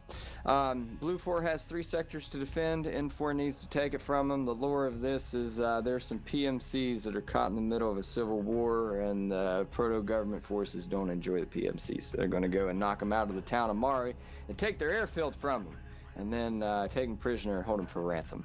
Do I have any questions from company leaders? Yeah, is this sequential or is this all? It's sequential. I bet. I'm not a company. All right, I'm jumping up. We're playing Homeworld 2's The Keepers for this one because it's a desert map. I usually play Keepers or Battle of Sejuk when we do these types of operations. Private Jeff keeps getting kicked out. He's not having a good time. But we have an outpost for Sector 1. We got a roadblock right here. We have a second roadblock here for Sector 2. And then Sector 3 is just part of Marway. And then we got some additional roadblocks down as well for some nice defensive positions for Blue 4 to take. But they're really far out. All right. I would just hold Marway instead. As we move into the intermission between missions 1 and 2, Liru, do you mind if I steal the show for a quick minute? No. What are you doing? Oh, thank you. The thing that I told you that I got. What did you get? From a certain not Czechoslovakian, a certain Czech company. Oh yeah, sure. Do your Bohemia unboxing. Go ahead. Have fun. All right. Check. Hello, maybe yes? Cool. Alright, I see the little ball lighting up. So. Nope, not that. Ah! Alright. I got a package in the mail. Jesus, looks like ass. Holy fuck. That looks bad. Nice. So, yeah, got myself a little package here. I know what's in Hey, Barb. What's up? I'm gonna mute myself and send people to you. So I'll be back in like 5-10 minutes. Okay, bye. Yeah. I'll try and keep them entertained. Okay. So, this could be an issue. We saw this in EU round 1. People started moving out before the server changed everyone over, so we're gonna have a desync spike here. And that is quite unfortunate. Oh dear.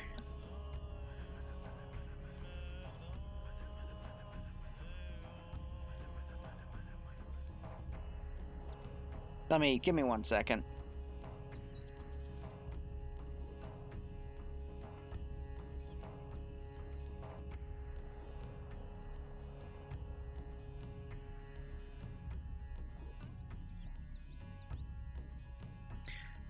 Yes, Sai, I'm in their FIG donation thing. I get updates on their progress, but chat, we're gonna be here for a while because when you see this yellow chain, it basically meant that it's gonna take the server like 10 minutes to catch up now because too many people went active at once, and we're kind of stuck in this maneuver. So while we wait for the server to unlock itself, let's go ahead and look at the AO, or you can go watch Barbarian unbox his care package he got from Bohemia. So, Outpost is fairly simple. This is one of the standard outposts that are pre-built within Bohemia. It's not ZEI or ZEC. This is just one of the default ones that exist, and it looks like nothing's been cleaned up about it. Looking at this southern roadblock here, it is, again, something that is pre-built here. Nothing too fancy right there. But then you have the southern roadblock here. It's basically 3 of those with a few sandbags added and some of the concrete barriers maneuvered around. So that one's going to be a little bit tough to defend. You're going to start seeing this catch up with a lot of people saying they're losing connection as the server's catching up with everything. And then we have, let's look at the eastern roadblock here. I'm willing to bet it's just going to be, wow, it's even smaller. That's amazing. All right, so you got that little roadblock there. It's basically just free garrisons that, I guess if Blue 4 doesn't have any fortified tools, they can't use. So, I mean, those aren't even worth defending, in my opinion. And then you have the third sector here, which is just a little part of Marway here. So a lot of buildings, a lot of places to hide. This is definitely a decent spot for Blue 4 to make their last stand, especially since they got some nice kill zones around on the northern side to help stop it. So they're asking for some time extensions. That's probably going to be granted. Is there an Easter egg in here? Huh? No, just a cart. Okay. Well, we tried. There's going to be a mass disconnect and reconnect. Tends to happen. Can't be avoided as they're, teething the 140, 150 players in the server because Arma's not meant to have that. So, all right, desync starting to come back. Definitely doing a little bit better than EU. We're going to see the desync happen for another few minutes as people are connecting and reconnecting, but that should be a-okay.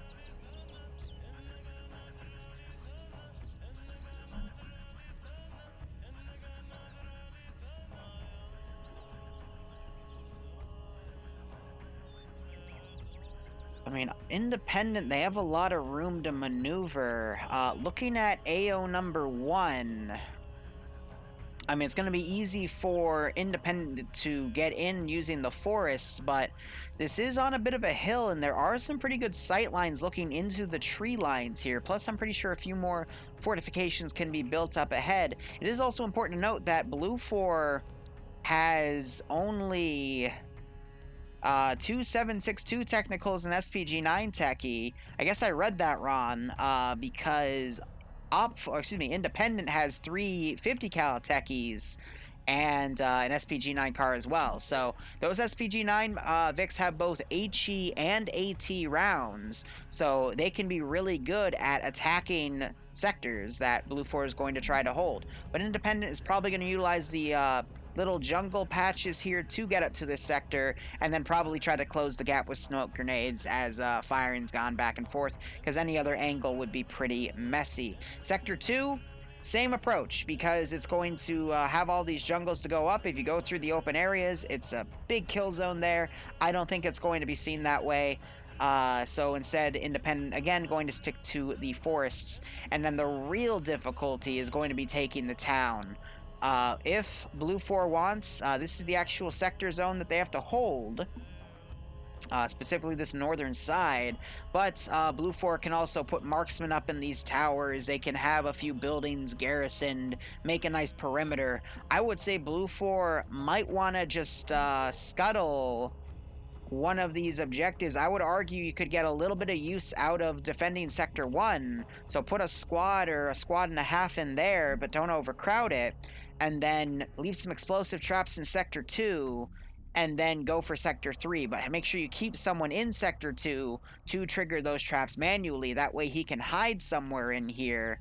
The best place to hide would probably be in these little fortified areas here. Yep, and that's still part of the sector, and then wait for people to be in and then det those charges.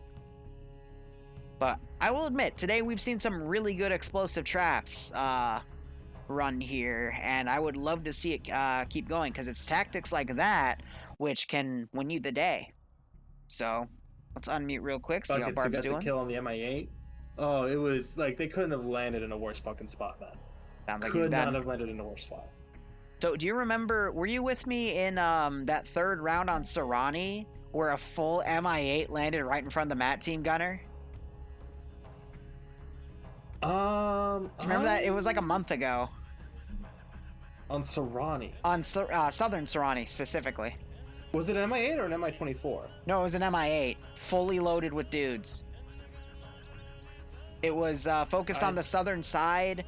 It almost became a clutch for the third part of the objective. I think it was ammo caches, actually. Like, that's what it reminded me of. I don't think I remember that, but yeah. No, it was a rough fucking landing. Yeah. I'm still just like, the people who died as soon as the rocket hit was just like, it sucks. The lucky ones. Definitely sucks. But what? Just give me the 411. What'd you get from Bohemia? Just tell me. Well, shit. Just tell me. Just tell me. You don't have to point in front of your camera. Just tell me. It's too late. I got an Arma 3 Laws of War t-shirt. Nice. And then I got a, you'll find this funny. So I got a Republic of Trinaris, flag patch. Nice. It's huge, but I forgot that the flag patch, or the flag for Trinaris, is a nice bright green that perfectly is chroma keyed out with nice settings. So I showed it to the stream, and it's just a chroma keyed out little square. Nice. That honestly, the fact that it did that, it kind of saved it, because otherwise it would have just been me opening a fucking t-shirt and a patch that I fucking bought. But yeah, Green 4 has a bunch of technicals, Blue 4 has Humvees and some Jeep technicals. So I was going over Sector 1, put a squad in, hold it. Sector 2, explosive traps, keep a guy in one of those bunkers on the bottom floor and dead him as a sacrifice play. Sector 3, make it hell. And they should be very, very fine. 3, flat urban terrain. I think I remember way and Marway, yep. Jeez, what's that? You're horrible, back when we had this in TSB, playing a few ops going through here. It is a maze. Yeah. Oh, yeah. So I think Blue 4, they could easily recreate that, but we'll have to see. It's going to come down to the PvP, but I think this is going to be a good round 2. Yeah, I'd love to see mobile stuff, very fast-paced, exploiting flanks, repositioning quickly. I'd love to see that kind of thing, especially with the 2 Humvees and it's not an MRZR. What is that? The little Polaris ATV... Jeep. Polaris, yeah. Yeah. Yeah, those things can go fast as well. So we'll see how well they utilize them. I'm just a sucker for. Oh, break. Hey, go look at Blue 4 spawn. We have Night Owl being a Beyblade. He stopped. Damn it. Oh well. Damn. He's now becoming a human bridge, and he collapsed. What a shame. So what do we got here? Blue 4 is actually, we're seeing, even though they're PMCs, we're seeing a mix of, so the team leaders have the 5.56 rifles, but the main rifle of choice is a 7.62 Scar with those 20-round magazines. I'm trying to see if there's anything else special on Blue 4 here. Let me check their MAT team gun. They might not even have a MAT team gun. It might just be a, no, they do have a MAT team gun, and it is a Carl Gustav. Okay. Let me check. Foxtrot 1, it's 240 Bravos, and their main machine guns are 249. So it's basically 7.62 Blue 4. Independent, though, how are they geared up? Wow, they're ready, actually getting ready to go here. Russian, yeah. They're Cherno Russian for whatever reason. So Cherno Russian with AKM variants here. Pretty much what we saw in the last mission. Wait, no, never mind. Kind of faction. Sorry, I thought I saw a PSO scope on one of the AKs. I'm like, oh, they're doing, you know, better scopes, but no, it doesn't seem to be the case. It's still the one-time CCO scopes and whatnot. Some kind of Cherno Russian activity in sub-Saharan Africa. No, these aren't Cherno Russian. They're the local proto-government. Yes. The local very proto-government. They found a cache of Russian supplies and decided to overthrow the local government. Easy. Where did they find this cache of supplies? Was it in the back Russians of a truck left it by a everywhere. Russian? Yeah. Everywhere. Don't you remember the Great African Crusade? I've seen fuck, what's that one? Oh my god. Movie? It's one of No. The movie Dimitri of Arabia. I have not seen that. It's a play off of Lawrence of Arabia, forehead. Well, I thought that was a actual movie. Yeah, I got the reference. No, I get the reference, but I thought that'd be a cool movie. Tosser, I love Dimitri you. of Arabia. God damn it. Yeah, I love you too.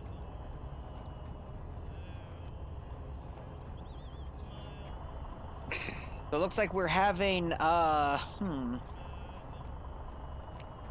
So they're sending a squad over to defend Terminal 1. I thought they were stopping to defend Terminal 2, but no, they're going to go straight to Terminal 3. I like it. They're going to check out these roadblocks, though, but the roadblocks are not worth defending, in my opinion. They're too open. There's literally one little defense thing at them, and that's that. They're cute little markers, though, but even if they were well defended, I mean, they're too far out from Sector 3 to be worth a damn, in my opinion.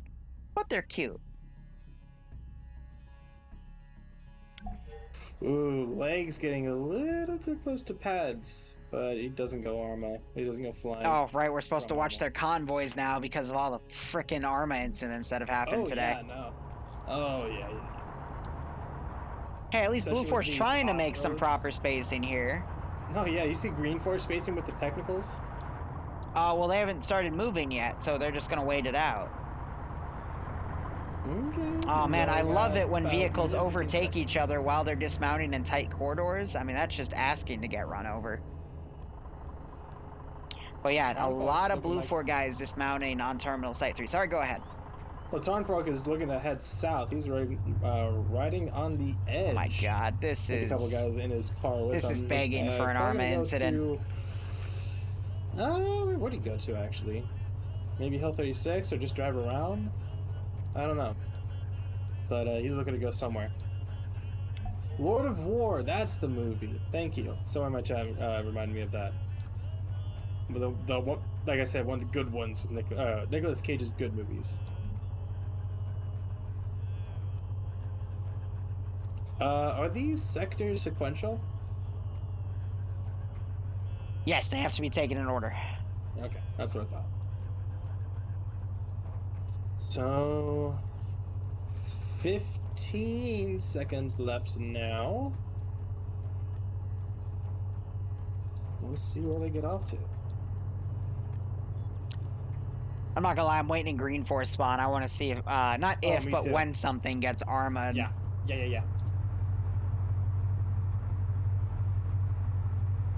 And here we go. It's actually been more than 15 minutes, so... Yeah, they extended it a few minutes because of... Oh, there, never mind. There we go. I thought they would have extended it, yeah, because there were like 2 minutes of desync, but they're going to play it through. And now we have a lot of Op4 cars kind of driving around. One Vic almost ramming into another right off the bat. Saw that. Jesus, that's beautiful.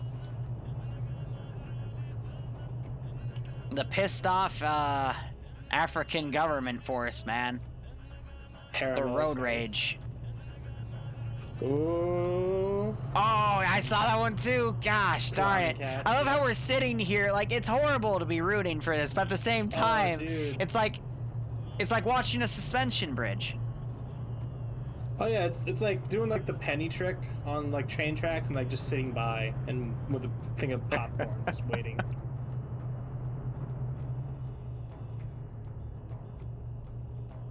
Yeah, so Independent, it looks like they have one force going over to either hit the southern side of Terminal 1 while the other side does a pincer maneuver on the western flank. Yeah, this is... the timing might be off for this. The western force is going to get... if they don't stop... Well, that's why they're driving through the jungle, though, from the looks of things. Well, now they are, but... Yeah. They just need to coordinate. We saw some coordination in the first one, especially with that castle, and it worked out beautifully. If they're able to coordinate an attack, I feel like it'd have that same level of efficacy to where they'd be able to overpower these defenses very quickly and without taking a lot of casualties. But yeah, as I predicted, Blue 4 is going to scrap defensive site 2 because it's too open. The forests go right up to it. That would be very difficult to hold in an even fight. And you always want to try to have these fights unfair, but it is important to note, Blue 4, they're setting up a machine gun team just outside of it, I guess, to try to, yeah, no, they're being aggressive with their defenses on Terminal, Sector 1. Again, they're trying to branch things out, which I don't feel really comfortable with. I would have just put some explosive traps around it and demoed them as Independent came close. Just kept a squad there and then had everyone else make Sector 3 hell, but I don't know, interesting play. It's going to boil down to the PvP, so that's what we got to see. Yeah, the defensive positions that Blue 4 has here on the western side of Sector 1, not terrible. I've seen better, I've seen worse. The terrain kind of works in their favor, and they found a good amount of rocks to hide behind, so it's not just trees or shrubs. Yeah, it's going to come down to the PvP, but I think Blue 4 has a little bit of a better chance defending from the trees than from the base. At least with a more extended fire team. I think this is more like a squad size, but I digress.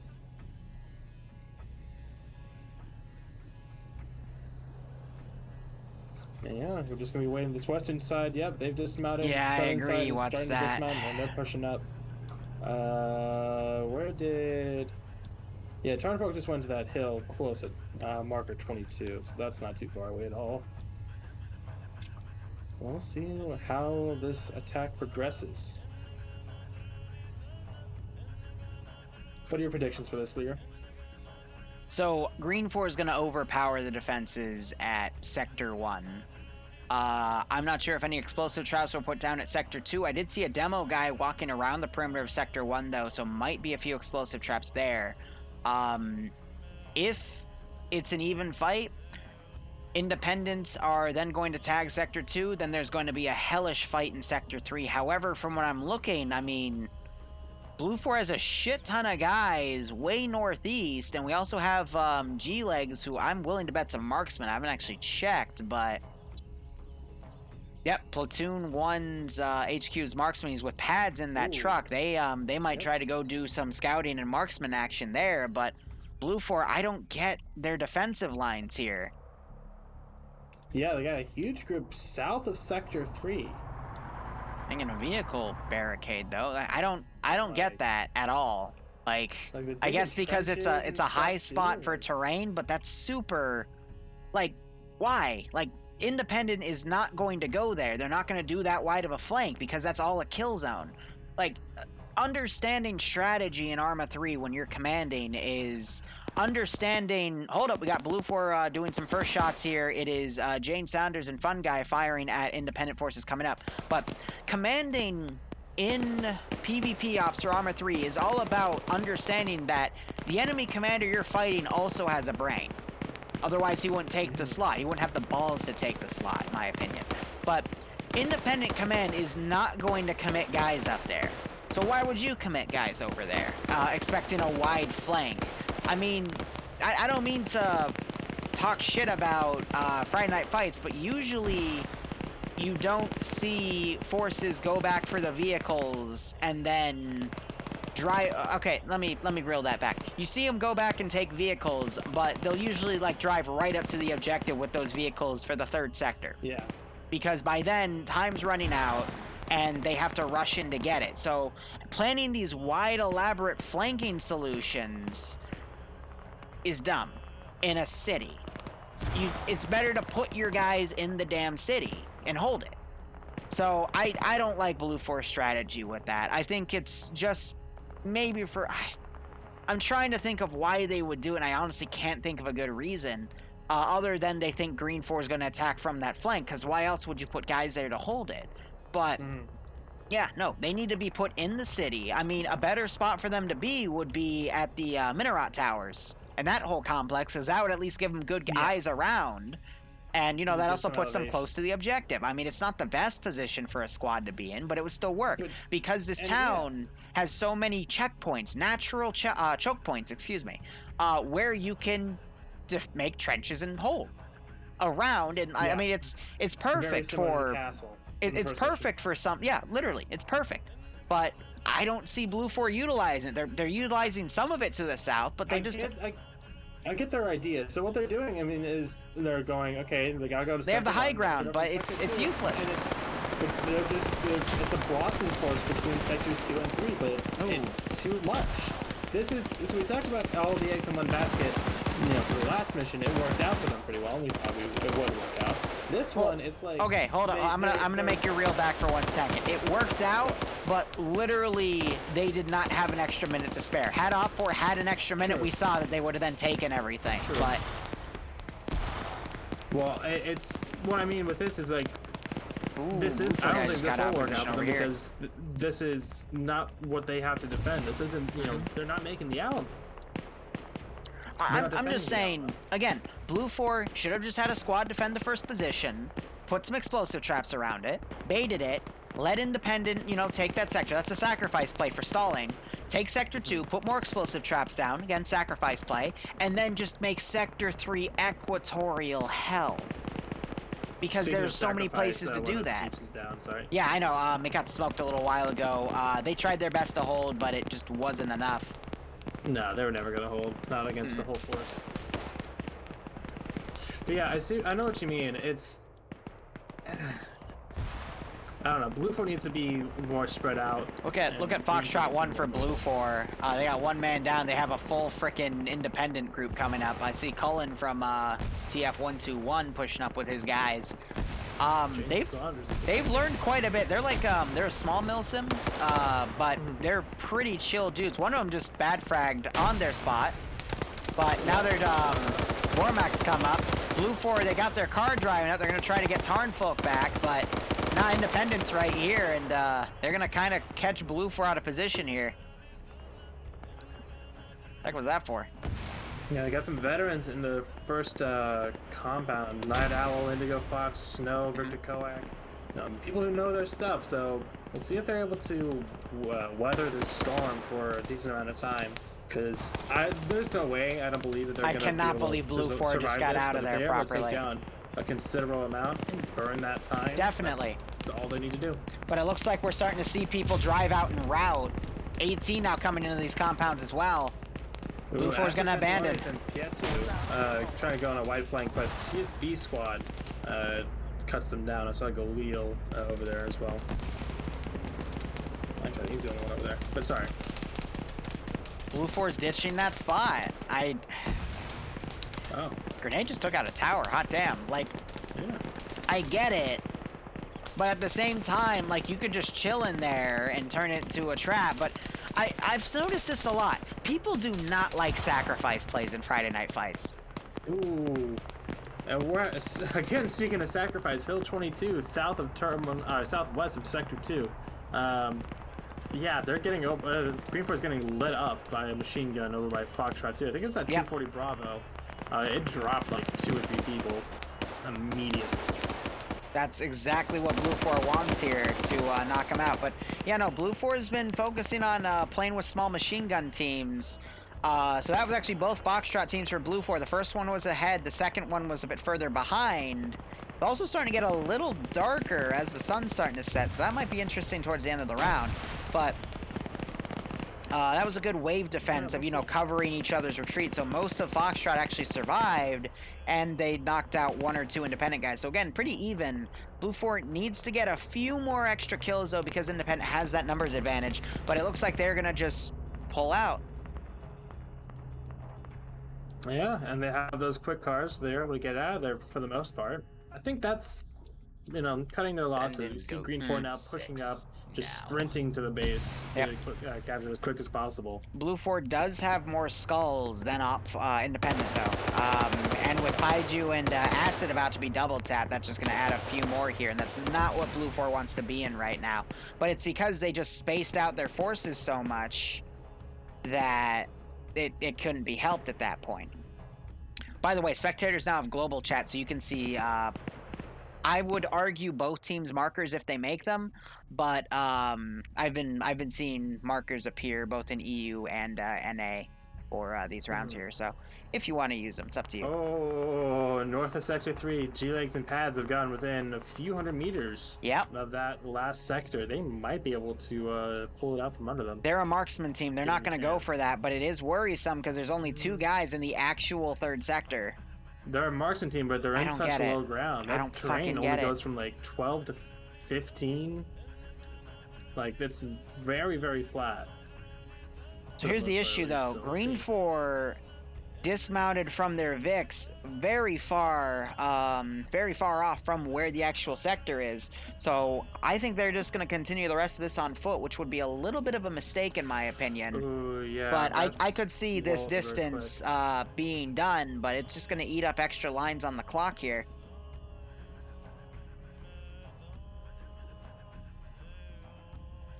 Yeah, Night Owl's group has pulled back to Sector 3, and they're now starting to garrison it, so a little bit tougher defense now being formed.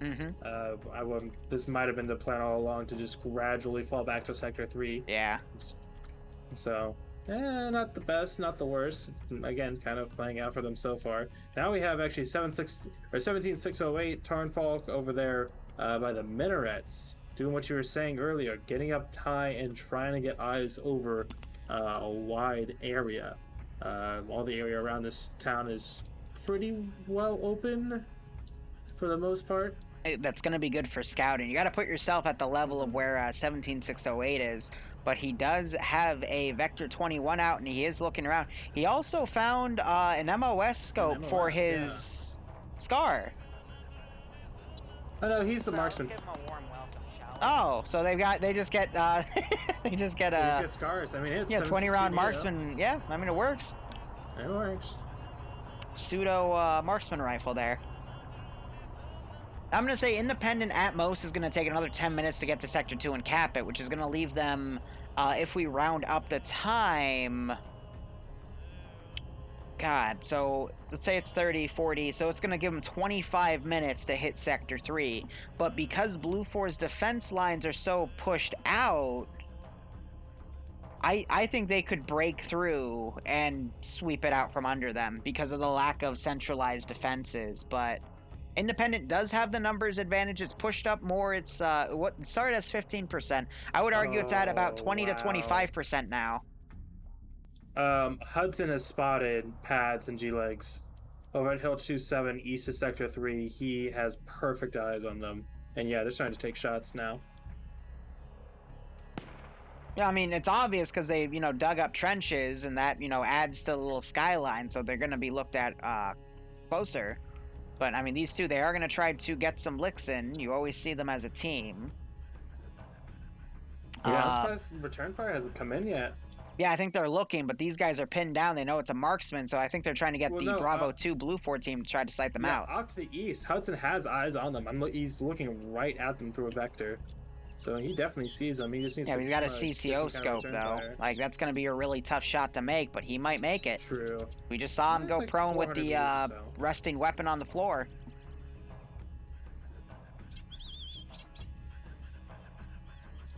I'm waiting for it.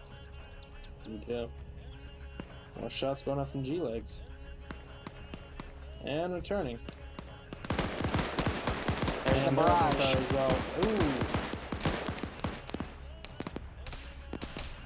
A lot of fire went out. G-Legs getting knocked unconscious. And now the other Bravo team trying to fire. Pads trying to smoke his position, but he's going to be caught right there, and that's going to become a target for all of Blue 4 to start engaging. Yeah. G-Legs might not wake up from that one. So he's now trying to fan that smoke out a bit more. As I say it, he wakes up, but I mean, a lot of bullets went into him there. A lot of bullets. More smoke's being popped. They're going to have to fix their legs and try to get out of here. Honestly, if I was Bravo, I'd get that technical and go run them down. Yeah, absolutely. We run down the sniper team. Yeah, because they know it's a marksman team because it was small consecutive shots. Mm-hmm. I think Hudson should have been able to discern the SVD from just the silhouette, but yeah, they're pinned down. This might be rough for them. And it's also we have a 3-man Blue 4 Humvee team coming around to the north. They might try to go run him down. We got Legs unconscious again. Pads is a medic though, but he is not going to be able to get Legs up from this scenario here. And we also have Arcor, the man himself, running around here. One of the FNF admins here. I think he's going to try to outflank Pads here and sweep this. Legs getting double tapped. He's dead. Go ahead. I think you were pretty on the nose with how Blue 4 is defending, at least for Sector 2. They're giving that up, but they're not giving it up completely for free. Purple Firefighter has dug a vehicle trench around his SPG Jeep. And he's looking through a nice little keyhole. That's nice. Right towards that checkpoint. I don't know if you can see fully down there, but he's got a nice little line of sight to use this little corridor of death. So Arcor is a marksman for first platoon. Wait a second. No, he has the marksman rifle. He traded rifles with 1706 and gave him a SCAR with an MOS scope, so Arcor could put his CCO scope on the Mark 11. They're both 7.6. I mean, that makes sense. That makes sense in my opinion. Both 7.62, like. Ooh, a lucky I guess unlucky headshot for Pads there. Fire from 3 different angles, and now someone could go steal that marksman weapon. And I mean, there was another 3-man team coming around to the north. Those marksmen, man, they were gonna have a bad time. Jeez, Bravo 1 is like a good half a click away from where he died, and had accurate fire coming in. Fuck. Oh my god, now we're having some Blue 4 guys engaging the Bravo 1 team again from the town, but that got quickly sorted. And Independent is taking their sweet time to maneuver on this objective. I was about 4 minutes off from when they're going to capture that thing. But even then, if they go directly to the town, they've got a firm resistance of Blue 4 to go in. But look at all those vehicles getting mounted on the in Malari. Those could easily circumvent Blue 4's defensive line there, because Sector 3 itself is not well defended. Okay.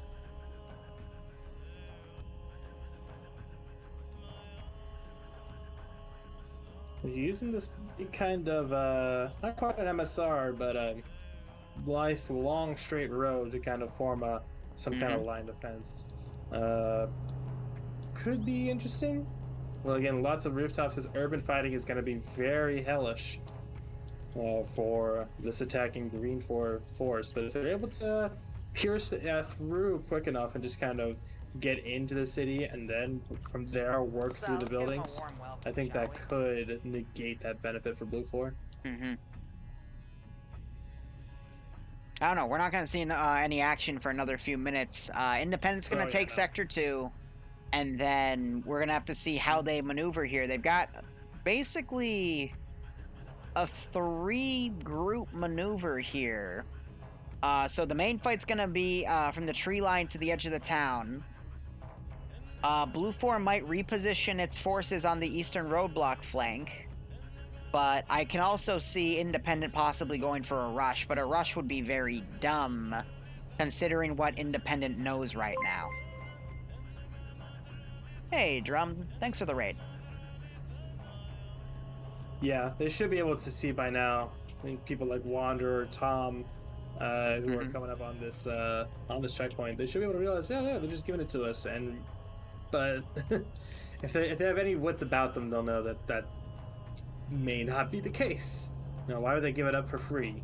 There's might be something in the works. Oh, hey, Jester's rating you. How about that? He's a good guy. So I hear. Mainly from you.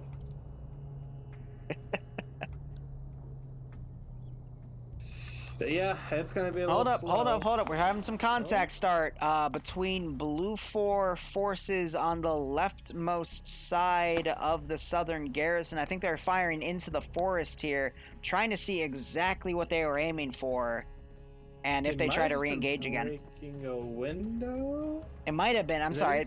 It looked like it was in the direction of Independent. Yeah. So you're right. It might have just been a window break on the southern side. They have captured Sector 2, so they might, from here, pull back. Ooh, shots coming in from that Jeep, yeah. Wolf is shooting with, what does he have? He's a CCO and he's firing from that distance? Oh, there's the rocket going in. Beautiful! It hit the fucking, whatchamacallit, the off-road. Yeah, it hit it in the rear and disabled it. That was a great keyhole. Another round coming in to blow it up.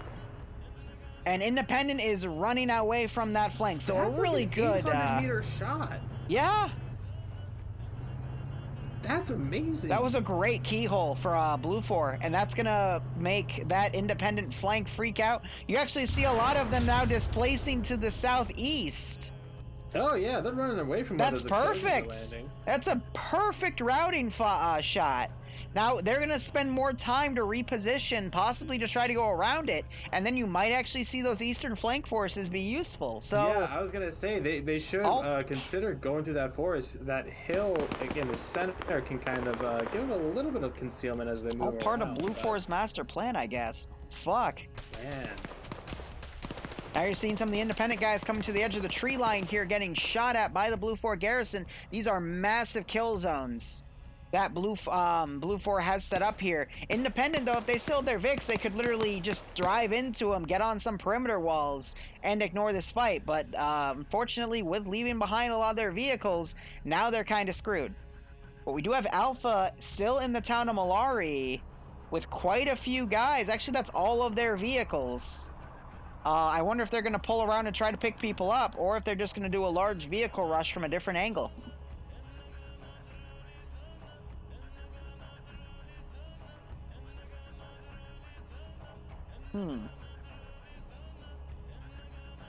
Independent's still going to be positioning its forces, though, but there's not really any coordination here, because you got the main force of Independent moving into town through the kill zone. Out west at Malari, we have 5 flatbed trucks with varying amounts of infantry in them. Bruh, I just said that. Spread offense kind of thing. So they're not going to... Yes? Barb, I literally just said that. Motherfucker, I was thinking about something else. I'm unprofessional, fuck you. It's okay, we're both unprofessional. I have a Blue 4 guy without a marker, Curlinger. I just had to mouse over him and then it appeared. Interesting. But now you're starting to see some of these Independent guys getting shot at. They are just at the edge of the town, but they got a little bit of defilade cover to work with. But they're finding some holes in Blue 4's line to possibly outflank on the northern side. And you're actually seeing some Blue 4 guys getting moved up to the northernmost groups. Wow, a perfect flare by Blue 4, literally right on top of their position. Yeah, that was from Dimitri, and they're running the fuck away. They have flares like this. This is going to be very useful, as like you said, it's getting darker and darker, so that flare's going to be a lot more visible. He's invisible. Like, so Dimitri firing another one. There's the next flare going. Perfect. Absolutely perfect. And now you have those vehicles coming in on the northern flank. Oh, yes, yes, yes. We have a Polaris coming around as well. Oh, is this going to be a repeat of that one with the SPG UAZ. No, because Blue 4 spots those vehicles and tries to dismount. This is the Matt team gunner, though. Yeah, that's the Cargusa. Carpenter, it's Vic! Oh! Gorski's up, Norris is down, and Falcon as Carpenter, they're in a rough spot. There goes the other Vic taking out Carpenter. Supporting fire coming in from Alpha 1. You could not have asked for a better Matt team positioning right there by buckets. Independent, though, they're going to start trying to close the gap and capture that team out of position here. Just going way over. Blue 4 needs to remount that Vic and get out of there. They need to pop smoke and disengage because they're being outflanked right now. They got no cover to the southwest where that machine gun's firing from. But they're going to try to stay and hold. Not the best idea. Fire is getting more and more accurate. As the longer they stay there, the see, yep. Now you've got Mountain with the Ander and Flying Finn. They're coming around the different flank here. Blue 4, I think, are going for the car. Nope, they're gonna take cover with it. Oh, so Daniel has the marksman rifle from pads. Yep. But Mountain's about to come around and shoot these guys in the ass. We hear more shots as the main groups are engaging each other. But Mountain's about to get a really sick trick play to kill on Daniel. Vargrant and Buckets quickly getting in, realizing they're being engaged from behind. Second too late to save their buddy, but can they save themselves? So, I mean, I'm glad that they still mounted up and left, remembering that they were gone, but you have the Ander now firing on friendlies. Yep. Ander, stop it. Friendly force. I think he hit Wolf.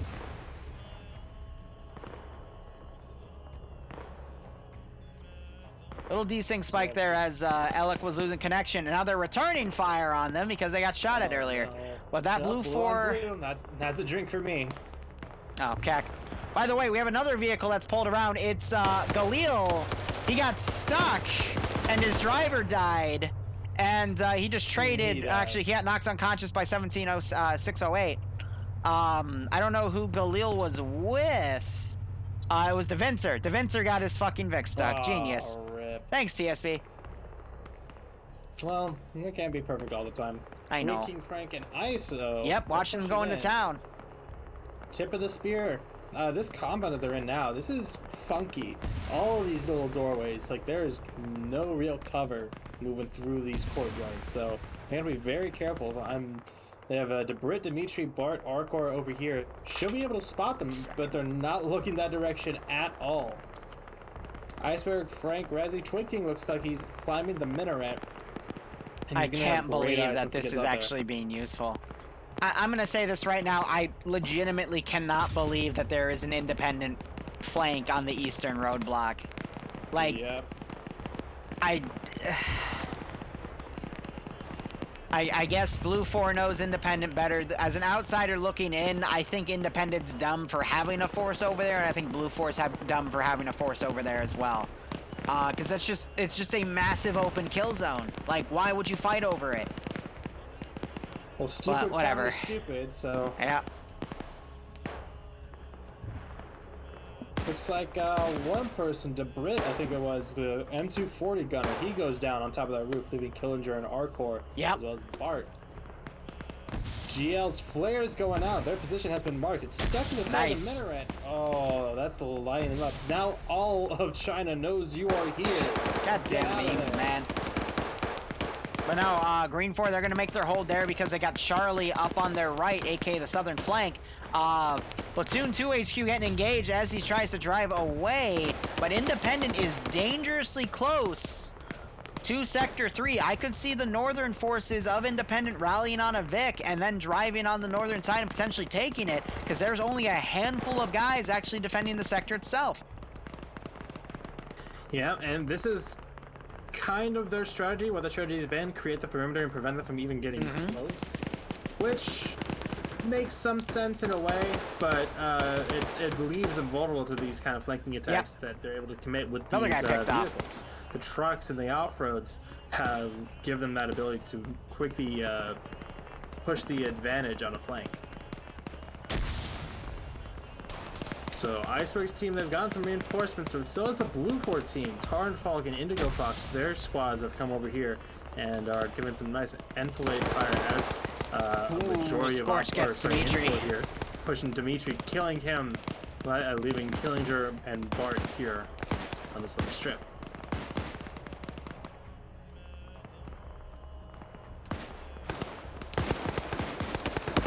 Firefighter in that Jeep is still on the eastern side, still getting some rockets off. Don't know how effective those rockets are. I think they're hitting rocks and trees and stuff. Well, I mean, one rocket just... Oh, no, you're right. No, they hit a fucking rock. Amazing. See, you don't have to be accurate with your rockets as long as you blind the driver and make him panic to hit a rock. I was about to say that would have been a perfect... I just watched Twig King throw a grenade next to Vargrant and Buckets. I thought it was a frag, and I thought it was going to get him because it was dead on. But Independent are starting to break through this northern line. Blue 4 needs to reposition their southern force to go defend because Independent's about to have a lot of forces on top of this spot with more on the way. Cosmonaut, Buckets, and Vagrant, they're all pulling back to the sector. Yeah, we're gonna have about a dozen people in the sector itself, so... Yeah, but Green 4 literally has like 2 dozen. I'd say a little over a dozen in the town, and then another, like the rest of that second dozen on the outskirts. They just kind of regroup here, but we're seeing them remount and scan around to make sure there's no Blue 4 guys around. So if that force comes in, they can start putting pressure directly on that sector, which is going to cause some chaos on Blue 4's line and let that other Independent force come in and reinforce in time. But Blue 4, they're just too spread out right now. And Independent, although they're spread out along the eastern flank, they're too well consolidated on the western flank. And I could see Independent clutching this. Galil woke back up and he's already taking fire again. Amazing. He somehow woke back up and healed himself, and as soon as he moves, he gets fired up. So he was by the car when he got knocked out, so we might have gotten knocked out previously on that spot and then woke back up. But yeah, Anderson is engaging with that. Ooh, yeah, a few more hits going on by Anderson. Again, Anderson, the head honcho of FNF, the guy that is in charge. But we've got Mountain and a few others coming up. Mountain has a marksman rifle. He could easily pick Anderson off.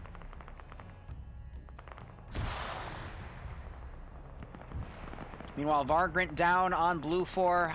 Buckets trying to pull back as well. And Green 4 is making a push on Bravo's position, getting right up on it. Carlson trying to get a kill with his handgun, but he gets sprayed down by 2 AKs. And then Eagle sprays down one of the 2 guys that double tapped him. Butters now coming around on the flank. This poor PV1 actually gets a drop right there. Might get a shot on Eagle as well. Kevin puts his head up, gets a kill on another guy. Butters might catch Chupless out of position here because Chupless is medicing. Get him, Butters! Butters! Butters, shoot your gun! There you go. Butters got him. Real sure that he saw him before he died. Exactly. And Kevin going John Wick with the handgun, getting Eagle down. He needs to get that double tap before he gets blue on blue. So that flank has been collapsed. They haven't told their Delta team machine gunner to stop firing yet, but Independent, I mean...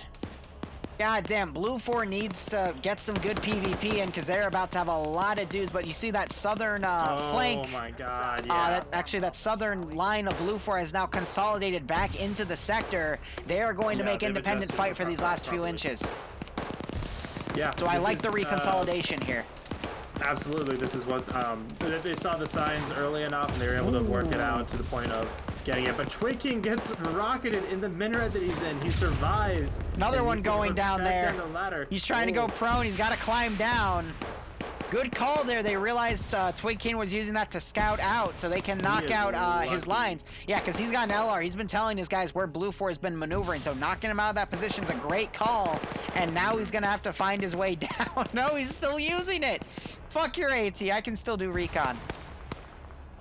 And now you're having these independent oh, look at this massive independent squad. I know, coming in, gonna get right on top of the sector, probably even enter the sector, but they're being flanked by Anderson, who has gone prone holding this wall. The commander. Skelly is running up though. And there are some holes in that line. Skelly moving up for the kill. I'm trying to check. There's a hole in the wall right in front of Skelly. Yeah. Skelly, but he gets beaten to the punch by a machine gun. but that is A-okay. And now you're having that machine gun fire. Yep, eastern flank is now being utilized here. Mountain running up with that marksman rifle, picked off someone on a rooftop, making sure he's dead with that double tap. Independence southwestern flank still dealing with a lot of Blue 4 guys in the town. They're going to be slowed down, but there are a lot of heavy hitters here on this independent flank. I'm going to be biased and say that they are heavy hitters, but I know for a fact Skelly can do really well. Mountain is also really good with that marksman rifle. And Yander, he had 3 AT kills last session, excuse me, in the first round of NA's branch. Yeah. So, I mean, their CQB I'm going to expect to be stellar, but they have a lot of guys they got to fight here to get up there. Yeah, but Independent closing all these gaps, I mean, it's going to be down to the wire. Go ahead, Barbarian. Well, Independent has SVG 9 tagging. I don't know where it went. Yeah, this close quarters, these people who know what they're doing, in addition to that eastern flank, Blue Force getting not catching Phoenix out distracted, and that's the perfect environment, the perfect opportunity for some of these heavy hitters, like you said. However, Falcon walking around facing. Yeah, I'm seeing that desync from his Obama computer. The guy plays on a 2016 Mac, by the way. He's weird. How is that? I don't know. Dude, because he... Have you played Phasmophobia with him? He literally takes like 5 minutes to load a map. It's hilarious. But why is it the Obama computer? Have you never heard the term Obama phone? No. Oh my gosh. Anyway, Independent trying to close some guys in, but they're being pretty even on the PvP. That's not what Independent wants to have right now. Bad frag just happened, I think. Yes, it did. So Azariah just hurt himself a little bit, but they're trying to push in this urban area, make sure it is cleared. And now we're seeing some independent forces push into the Blue 4 force. They got to be careful they don't get encircled. And independent, they have so many guys on reserve that need to be pushed in right now, but it looks like they're trying to rally up. I see Sideways getting in an off-road, 2 pick dudes up, and you're seeing this Delta team, actually the entirety of Delta squad also come up, but they are in the open, so Blue 4 catches them out of position. That's going to be nasty, but the independent attack is down to 4 guys on the northern flank. Make that 3 as Pierce gets another kill. It is up to Falcon, War Dog, and Azariah. And Falcon, he's going to run into Helios here. Manages to get the kill, though. Lance Couple Fist, the M249, getting 2 kills on Potato Hog and someone else. Scorch wakes back up. Potato wakes back up. Great effort from him, but just wasn't able to secure those kills. Nice. More grenades being popped over the wall. Independent, they're playing super tactically. That's pushing in. Got that full auto AK. See what you can do with it. I mean, in CQB, I'd rather have the 30-round 7.62 rifle than the 20-round 7.62 rifle. And Falcon goes down to Pierce, I think. That sucks, because Falcon was the machine gunner. They needed that for CQB here. So now it's up to War Dog, who is another good vet. I didn't mention him earlier. My bad. And Azariah here. He's a Chad. He's got the Chad loadout, the PKM and the RPG. Yep, he's going to catch Pierce out of position. Oh, wow. Pierce, you always got to check your corner when you're in CQC, man. Let's give him a warm up. Azariah coming around as well. Catches Victor Kolak out of position. War Dog's going to be able to assist and get him killed. Beautiful inflating fire being delivered here, but Victor Kolak turning on his lag switch unfortunately was enough. Now Snow's coming around. And Snow doesn't notice. Azariah going around and gets the double tap. Snow, you forehead. But Martin checks over, doesn't notice Azariah. Azariah did just see him for a second though, tried to give a shot. Wow. This is only round 2. Snow's trying to get Dreek back up, but... Phoenix giving some shots. Instead of War Dog going for Misu. Wow. Misu is able to get the drop, though. It is up to Azariah. But Azariah has a lot of backup coming in from the entirety of Independent Delta. 10 minutes on the clock remaining. Blue 4 is going to have a very hard time holding this position, but... I mean, just look at the map view. There are a lot more Op 4 guys and independent guys right now than Blue 4. Azariah desyncing out, unfortunately gets taken out by a key hill from Phoenix Overlord, an older TSB player that has recently come back to reclaim his title. AP 6'5", though, jumped out and tries to charge it with the marksman rifle. Doesn't get any kills, though. That was a little ballsy. Should have played that a bit more tactically. Was that a grenade? That was a bad frag on Independent. And I think Catch Ketch just blew himself up with his own grenade. He failed to. No, he dropped it. It was at his feet. That's why you gotta catch the grenade, man. Bad things happen. Another grenade going in there, but it's independent grenading their own guys. That's not what you want to see right now. 9.5 minutes remaining. Leaning to independent, but Blue 4 can still hold this position. Yeah, they've got a decent amount of people still up, and as long as one person is in the Indigo sector, Fox's keyhole right here. Stay in Blue 4's hands. Now, the amount of time left, I think it's going to be close, but if Blue 4 can, I was going to say consolidate, the only people not in are Cosmonaut and Mannerheim, who are actually about to roll up real on quick Fisher to take us out of the action and execute Fisher. So Sideways coming in, he has a full off-road of 6 independent guys to also give some assistance here. But looking at the map again, I'm seeing a few less independent guys. I mean, this could go either way. It's going to come down to the CQB here.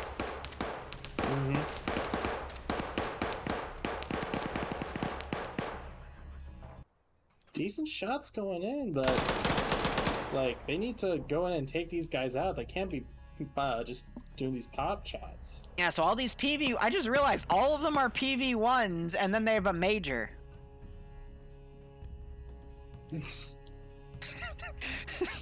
They're trying desperately to bandage the major. They don't know what to do without the major, guys. Oh, they're trying to get him up desperately. Another kill for Green 4. Just whittling this defense down bit by bit. We need to make it quick. So we have an Echo group dismounting, but Riot, he's trying to stop them himself. He threw a smoke grenade instead of a frag. We also have some Blue 4 guys trying to pick off Valhalla, but Valhalla has a marksman rifle. This is still anyone's game, but I'm seeing just more and more independent guys getting picked off, and Blue 4 is down to the guys they have in the AO consolidated here.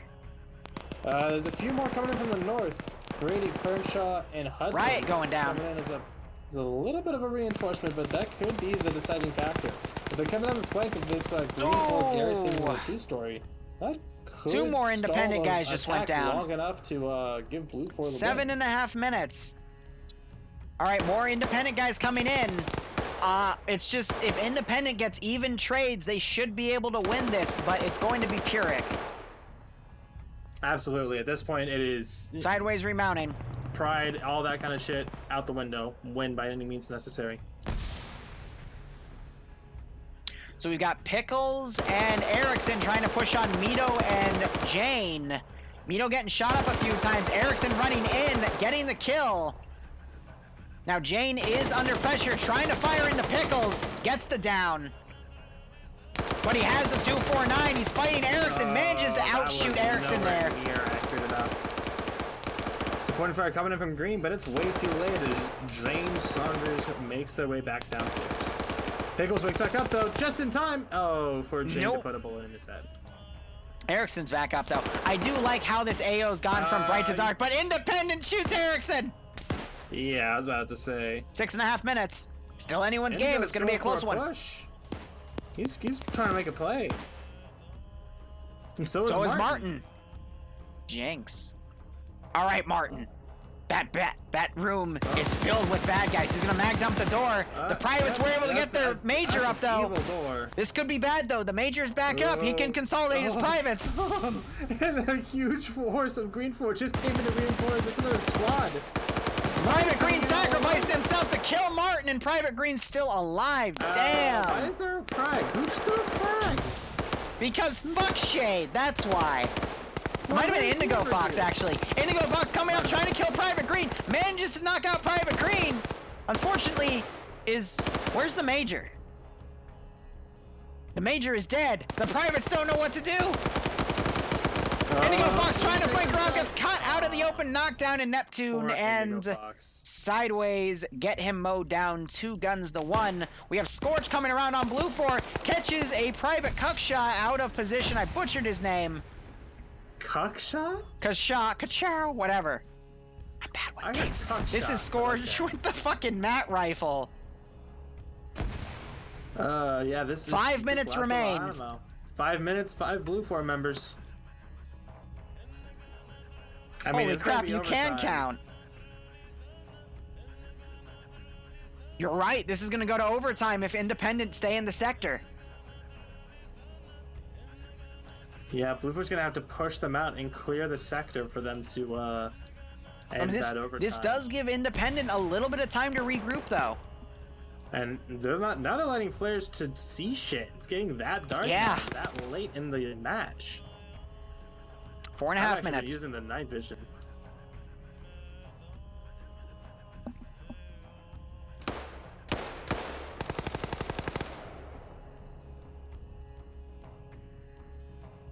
Scorch coming around. Spot Streak. Dreek spots him. Tries to put a GL over there. Oh, GL duel. Scorch replies with his own, and that was a lot more accurate. Second one going in, knocking Dreek out. Dreek, you should have known not to stay there. Forehead. Brady doesn't even. It doesn't even cross his mind. Brady, turn to your right. Brady, no! Scorch coming in. 6 kills in, trying to sweep the rest of Blue 4. Hudson going prone. And catches him. Nice. Scorch could wake back up, but that was a good play by Hudson. Good reaction. Hudson needs to go up and double tap, but he might be fearful that there are more guys. Did you just see Hudson's door open behind him? No. Hudson, get out of there. The ghost is about to kill you. Wrong game. This is Armor, not Phasmophobia. Oh, shit. Okay. Sorry, I get confused. Retrospect. But first mate Scuba might be caught in the rear from Hudson in this doorway. There are new people coming in. They don't know the area. More meat for Hudson the just slaughter. fired at Scoop. Yep. GL going in there. Independent, I don't know why they're still consolidated in this building. They need to make a push. Dreek woke back up for a second, but then Ash ended his life with that PKP, and then Hudson just got Scoop. Oh, wait, no, that wasn't Scoop. That was the guy next to him. Yeah, that was Ash. Gotcha, sorry. It's 3 versus a little over a dozen, but 3 minutes left on the clock. It might go into overtime. And they're just chilling. They're fortifying this one place, and they're working for it. You see people like Spectre have that RPG ready. The tandem, yep, they're trying to catch where Blue 4 is consolidating here, yep. Oh, and if that was actually on the right building.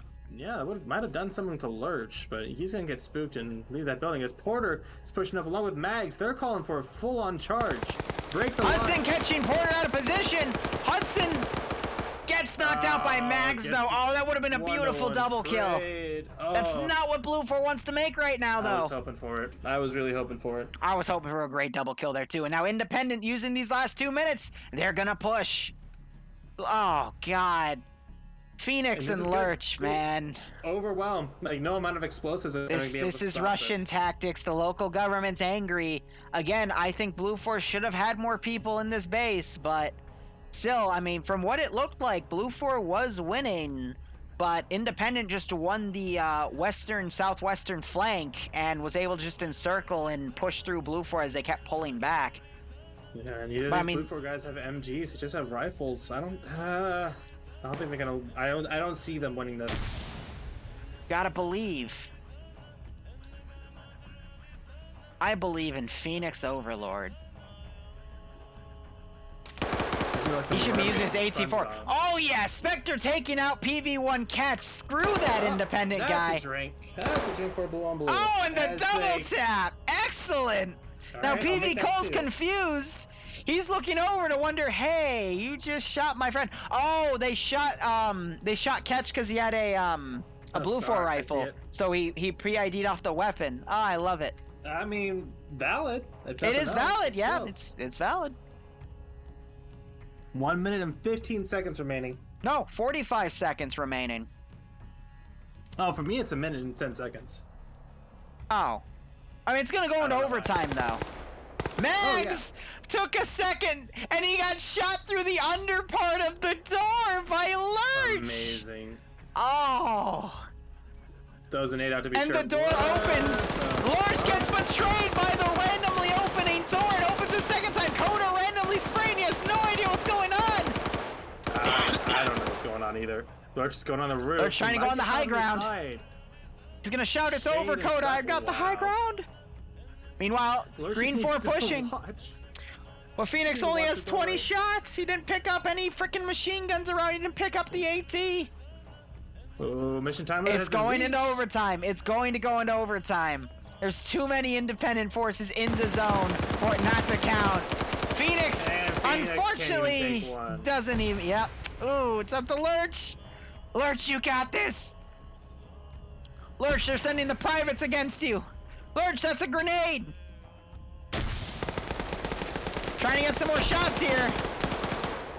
Peace is not Magda as much as if friend comes into the window. Oh my God, Lurch! No, Lurch!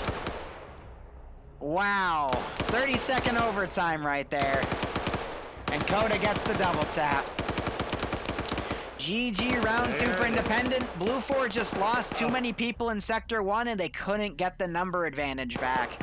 Much harder defense than I would have anticipated from Blue 4, so I can't fault them. They did a great job. Oh, yeah, for what they had and where their units were, I wholeheartedly agree.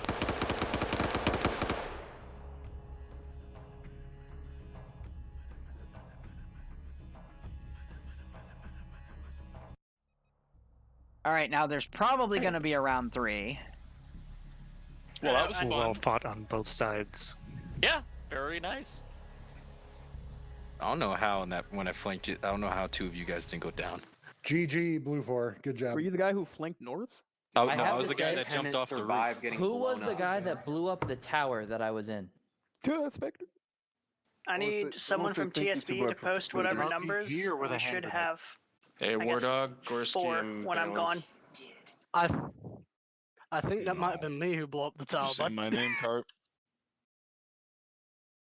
Pads. Yeah, whoever blew up the tower, I survived. Yeah, you're looking at fucking 3, never mind 4. You survived, damn it. Pads, I'm gonna head off. I'll see you later. I'm off as well. Yeah. Well. In 4 platoon leaders, great job. Good job, you guys. So I am going to start changing the commands here. Shot you. You got me that win. You got me my first command company win. Yay, everybody give him a clap. Ice, you still got one AFK in the channels, mate. Nah, I know. I'm Jarvis isn't here. He just woke up. Hey, question. Who was in for platoon lead? Or company lead? I was. Fisher. Who? Sorry. Fisher. Fisher. Okay, thank you. Why? What? Congratulations for your 1-0 loss on the leaderboard. Yeah, man, we fucking shot 2 independent vehicles and no one died in them. It's pretty disappointing. No, you killed our squad lead for it. Oh, at least we got one guy. There you go. Like, I hopped out as the 50 cal tracers were coming in, and I'm there to say, yeah, I'm out of here. All right. Let's see. Let's get TF121 on blue. Second, go green.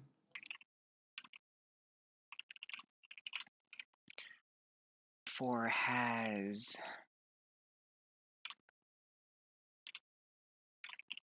Let's get the 29th on green. CSC, AA, that other TK combination thingy-mabobber, go blue.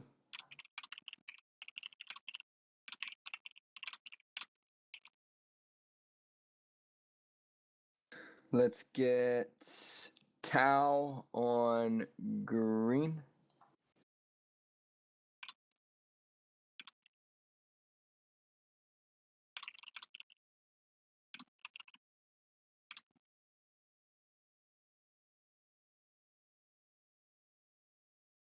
Let's get BPL on blue. 1RW on blue. Go fuck truck, guys. BPL.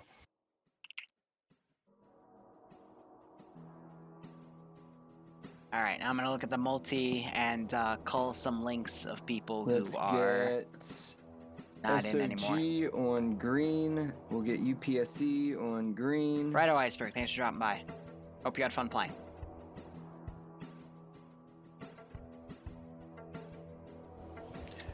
Scandi Recon on blue.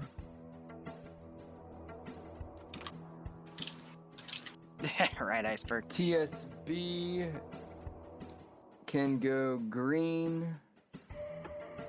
501st, go blue. All right, so third name, fourth name, Zeus fifth Community, name, go last name. blue. Drake, you get back down to that marksman spot. 13th, go blue. Can I attach the company as marksman then? If you're a good boy. All right, the If you multi are an has been individual updated. player not with a community, you can go blue.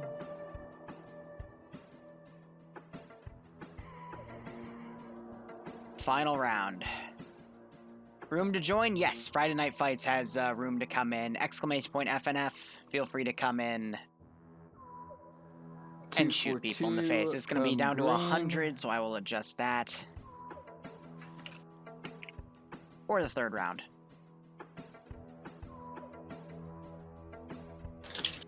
Yeah, And I will be AFK 1 second. Oh boy, there's a shit ton of you people on blue. BPO, I'm gonna pull you from blue and bring you green. That's good. Yeah. Alrighty. Go Foxtrot again. Is there a 242? I need you all in green. Actually, BPO, go UAZ. Yeah. 2 in each. What was that term? UAZ, 2 in each. Am I supposed to not be able to see second platoon leader slot? There they are. Is there a community that has not been slotted?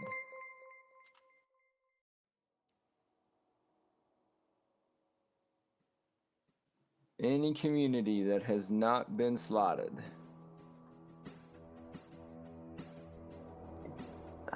Alrighty. Montgomery, 60 seconds on the clock. Get your company together. Affirm. Can I get people from Charlie into second platoon? I have. Helios? Yeah, Helios, you can do whatever you want with your platoon. I think he's... Sorry? Can I get people from first? Are you trying to steal my guys? I already limited over here in first platoon. Yep. We'll keep the platoons the way they are. We're not going to separate them, but if you want to move guys within your platoon, that's fine. You can let them know that. We don't need guys in the UAZs, because those can just be picked up by anyone in the squad, so I'd have those guys move up. Unless Mission Maker, is that different then? Do they actually have to be in those UAZs to use them? Charlie, can you take that No, match? I'm saying I have people. I have very few people. I have one squad. We're UAZs are BPO, so we can just stay there and disband if needed. Alright, fine. Where do you want Delta squad leader? Yeah, is there a Delta squad leader? The crew slots are the only slots that can actually repair the vehicles if broken. Tis big, Alright. small amount, so I'll take you into Alpha 1. As long as Deltas get on the right freak, I don't mind there not being a squad leader. Because that platoon's pretty small as is, so they can figure that out. Other than that... could I actually have you go platoon medic? I actually have one of my guys that want to go platoon lead. Oh, okay. Thank you. And then that should be it. Alright, blue 4, 60 seconds on the clock. Get your platoon or company together, rather. 1 sec. It looks good to me.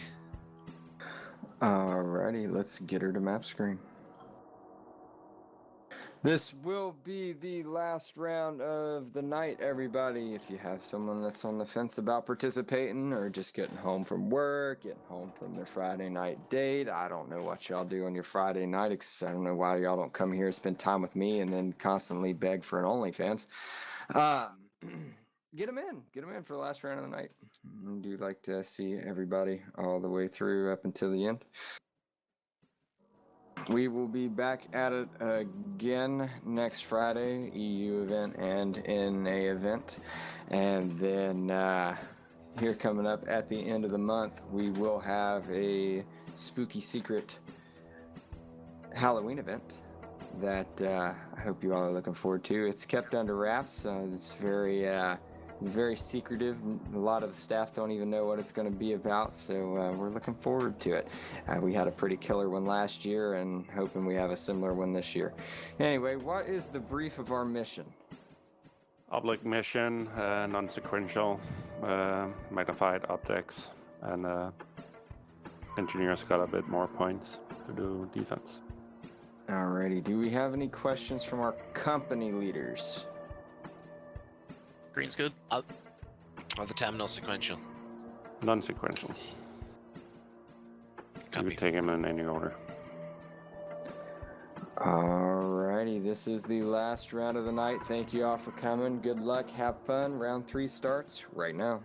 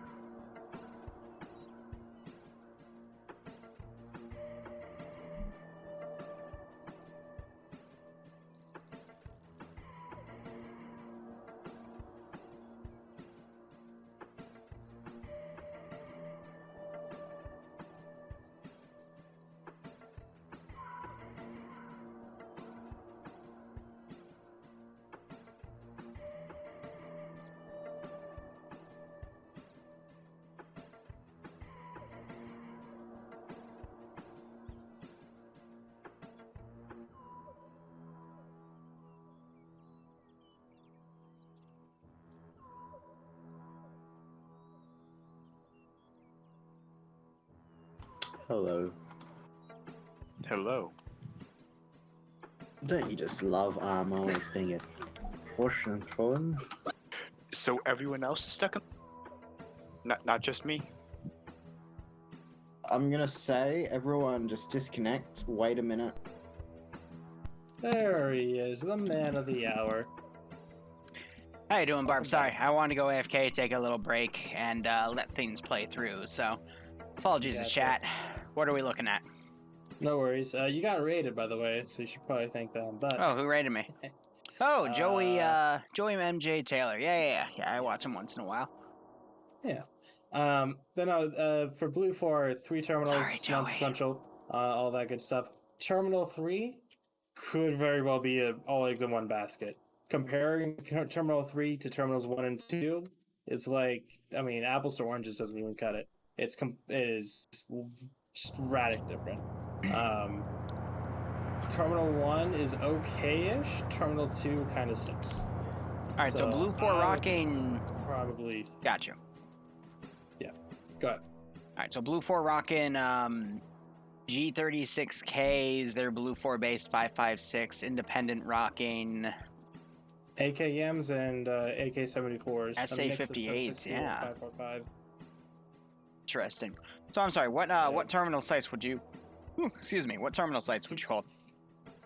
3, and only 3. take a look at 3 and then take a look at the other 2, and it doesn't seem like much of a So 3 is a massive base. Yeah. Terminal 2 is 2 buildings on the side of the road. Okay. And Terminal 1 is a log cabin. Well, technically it's brick.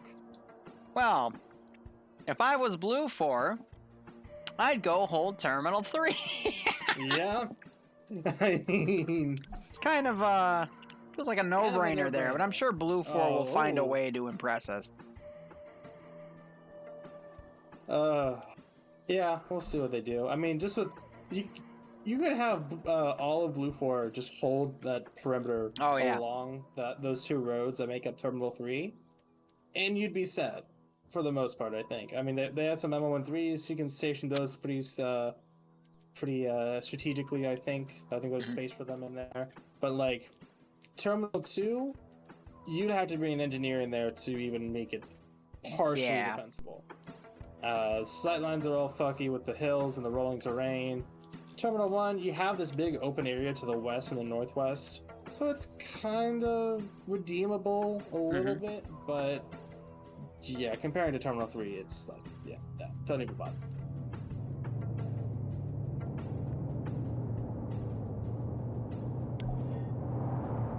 I mean, we're already starting to see vehicles move over to Terminal 3. It looks like we have Vic going over to Terminal 2. Now, the thing about upload sites is that they're really easy to set up explosive traps over, because you get a pop-up when they interact with the damn thing. So that's when you click it off, you know? So I'll be curious to see if we get any explosive traps today, but I don't know if we'll see any of those.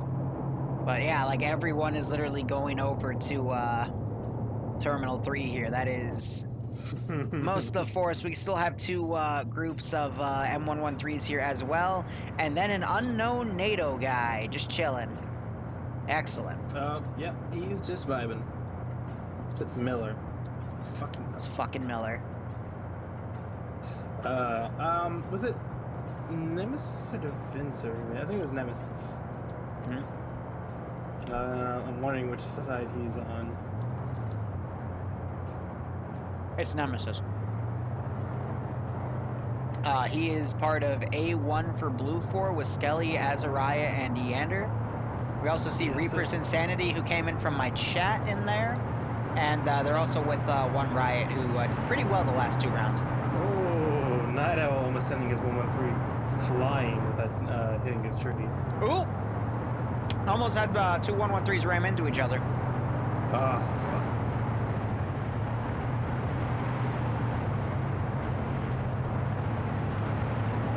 So Joey, how's streaming been for you, man? Haven't talked to you in a hot second. 2 of the 113s apparently stopping to have a chat. Now at this point, I think Blue 4's plan is quite clear. If I was independent and I looked at this AO, I think I'd know what Blue 4 would set its defensive lines on. What I'd want Blue 4... Yeah, go ahead. But no, I was just agreeing with you.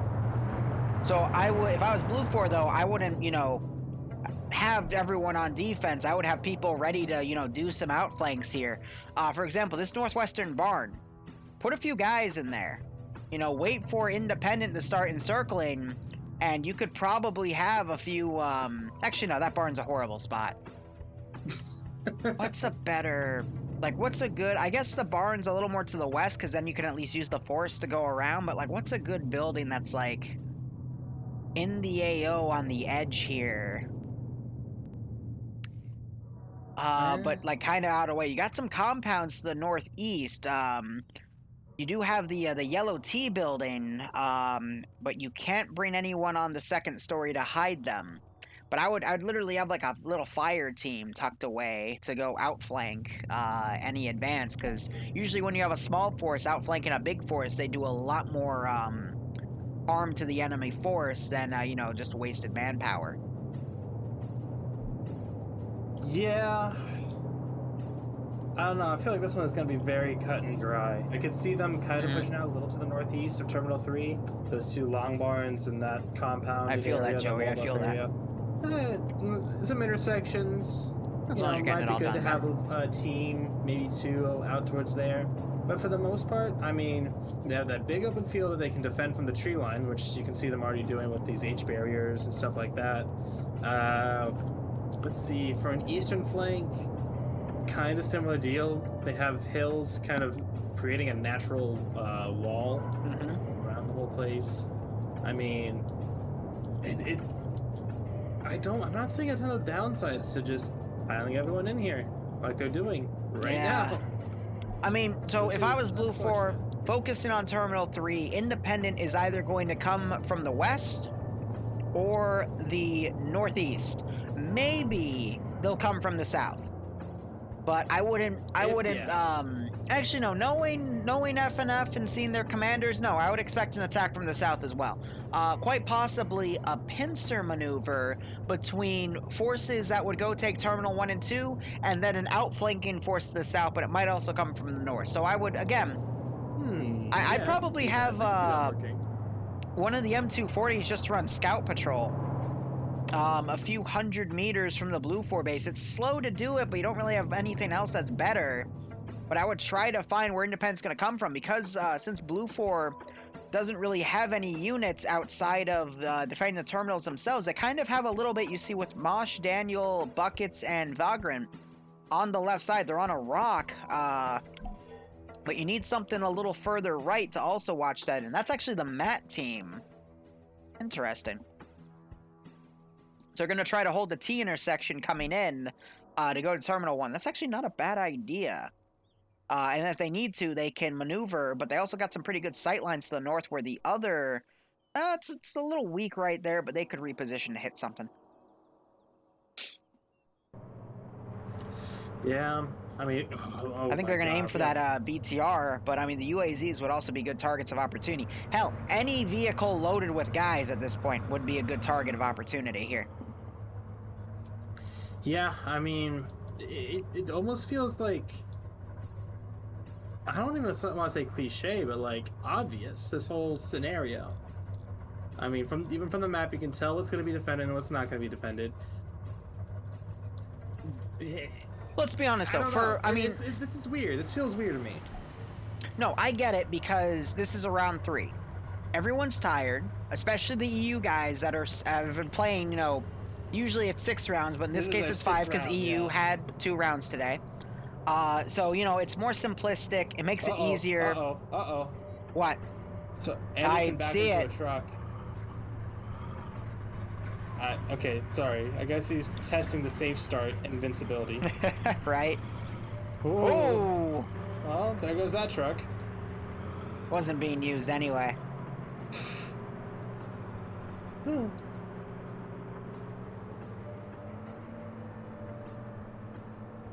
But yeah, I think a lot of people are tired, so they're just kind of going, fuck it.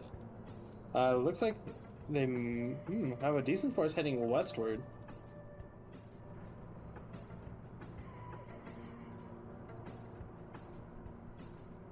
Yeah, no, if I was Independent, I'd hit Terminal 1, then Terminal 2, then focus all the forces on Terminal 3, and that's exactly what they're going to do. They're going to go for the weaker terminals first to test Blue 4's resolve, and then probably save Terminal 3 for last, where they can safely assume that Blue 4 is going to have most of its defenses. But that means there's not going to be any surprises last second of scrambling to get other terminal sites done if they hit a snag on Terminal Site 1.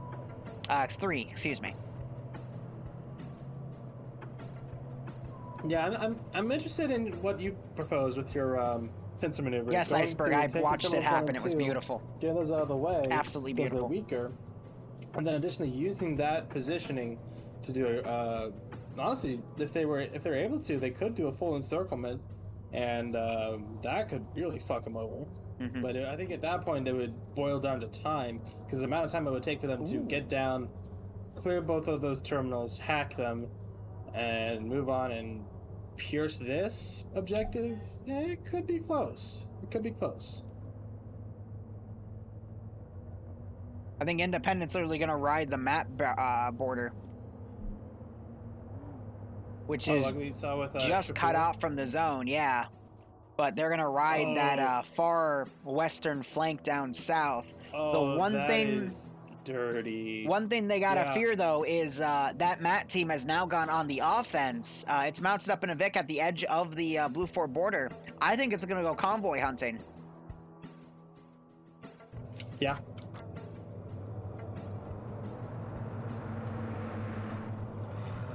Yeah, no, they could totally ride the edge of this map and get right up to Terminal 1. So they're definitely going to speed through this one. I mean, it is round 3. People usually slow down, but Independent's going to speed right up. And they got Anderson with them, who's the guy in charge of everything. So if he says it's fine, then it's fine, right? I guess so. There goes the op. It's like having you or Sniper clear something. In TSB, exactly. Yeah, TSB, yeah. There we go. So Yeah, Blue 4 Matt team dirty, just... they hit something. Immediately?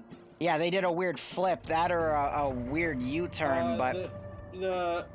Wait, no, he's going back. The guy driving probably opened his map or something, and Yeah. it just did a weird... No, he just did a weird U-turn, so I checked on that real quick.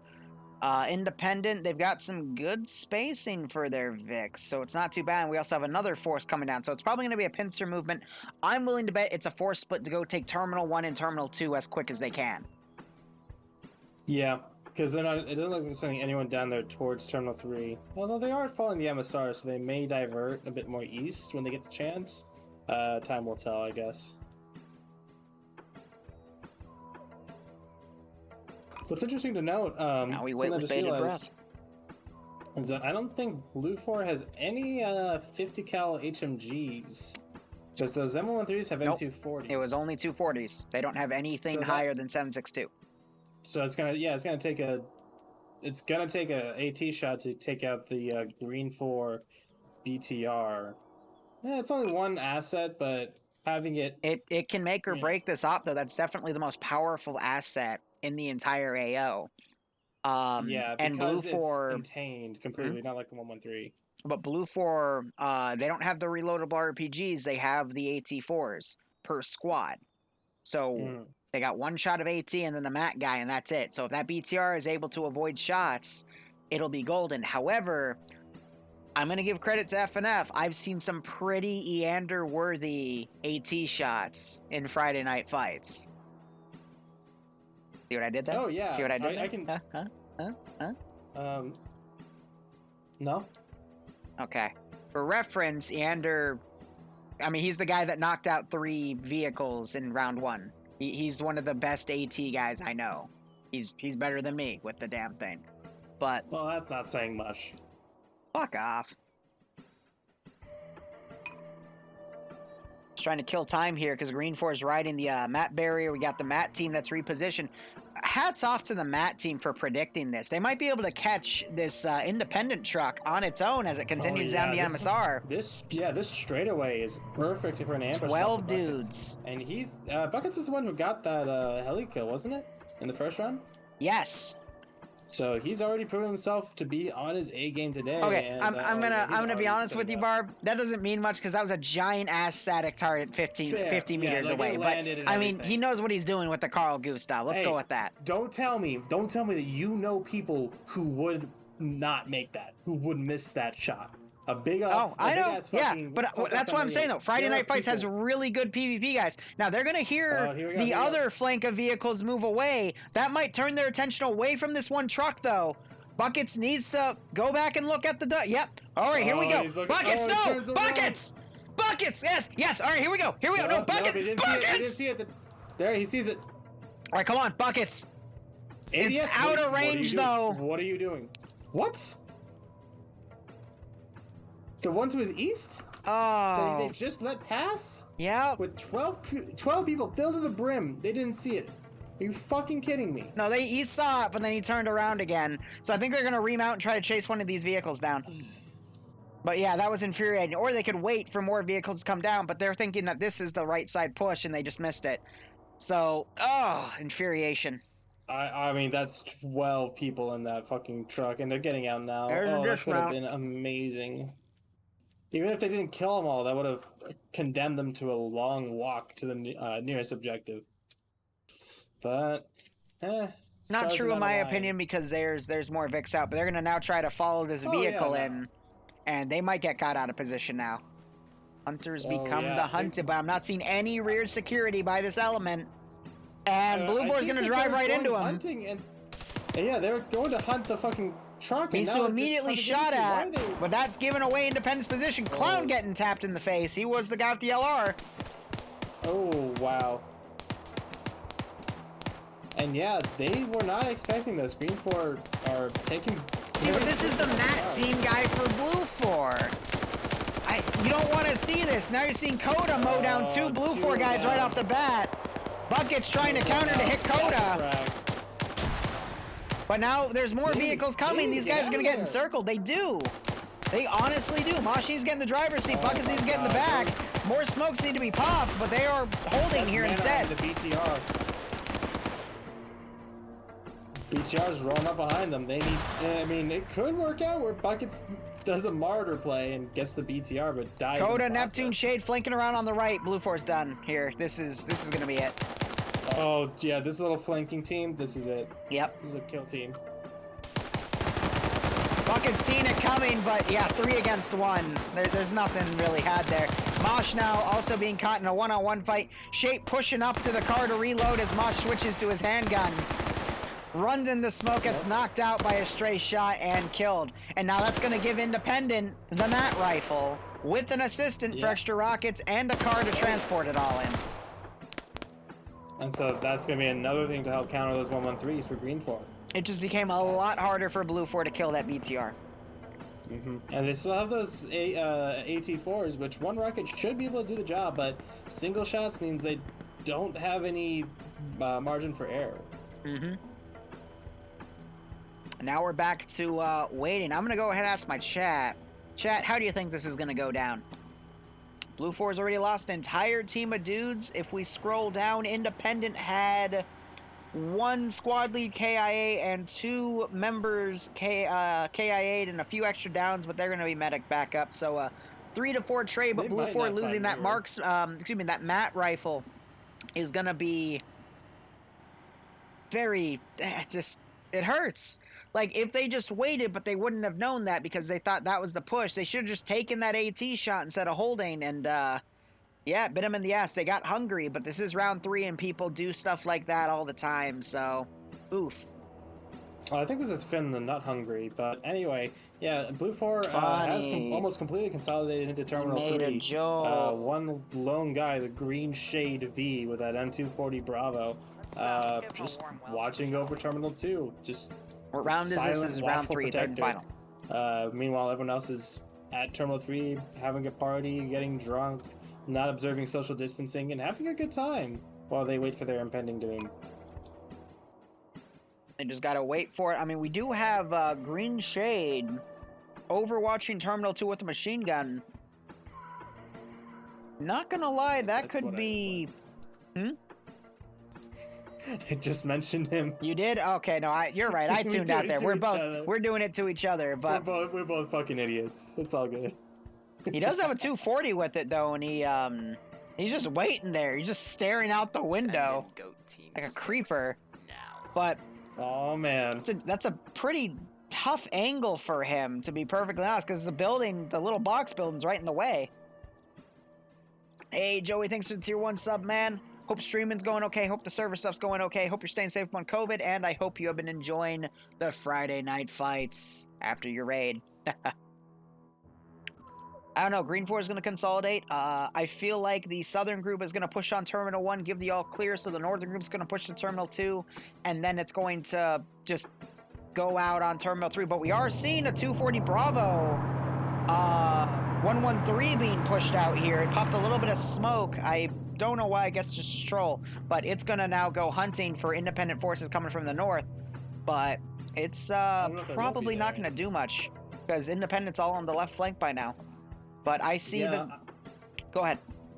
Well, I was gonna say, we're talking about them coming from the east, coming from the south, and working the flanks, but I think even if they just all came together for a big push coming from the west, using this force might be one of the better avenues of approach for Green 4.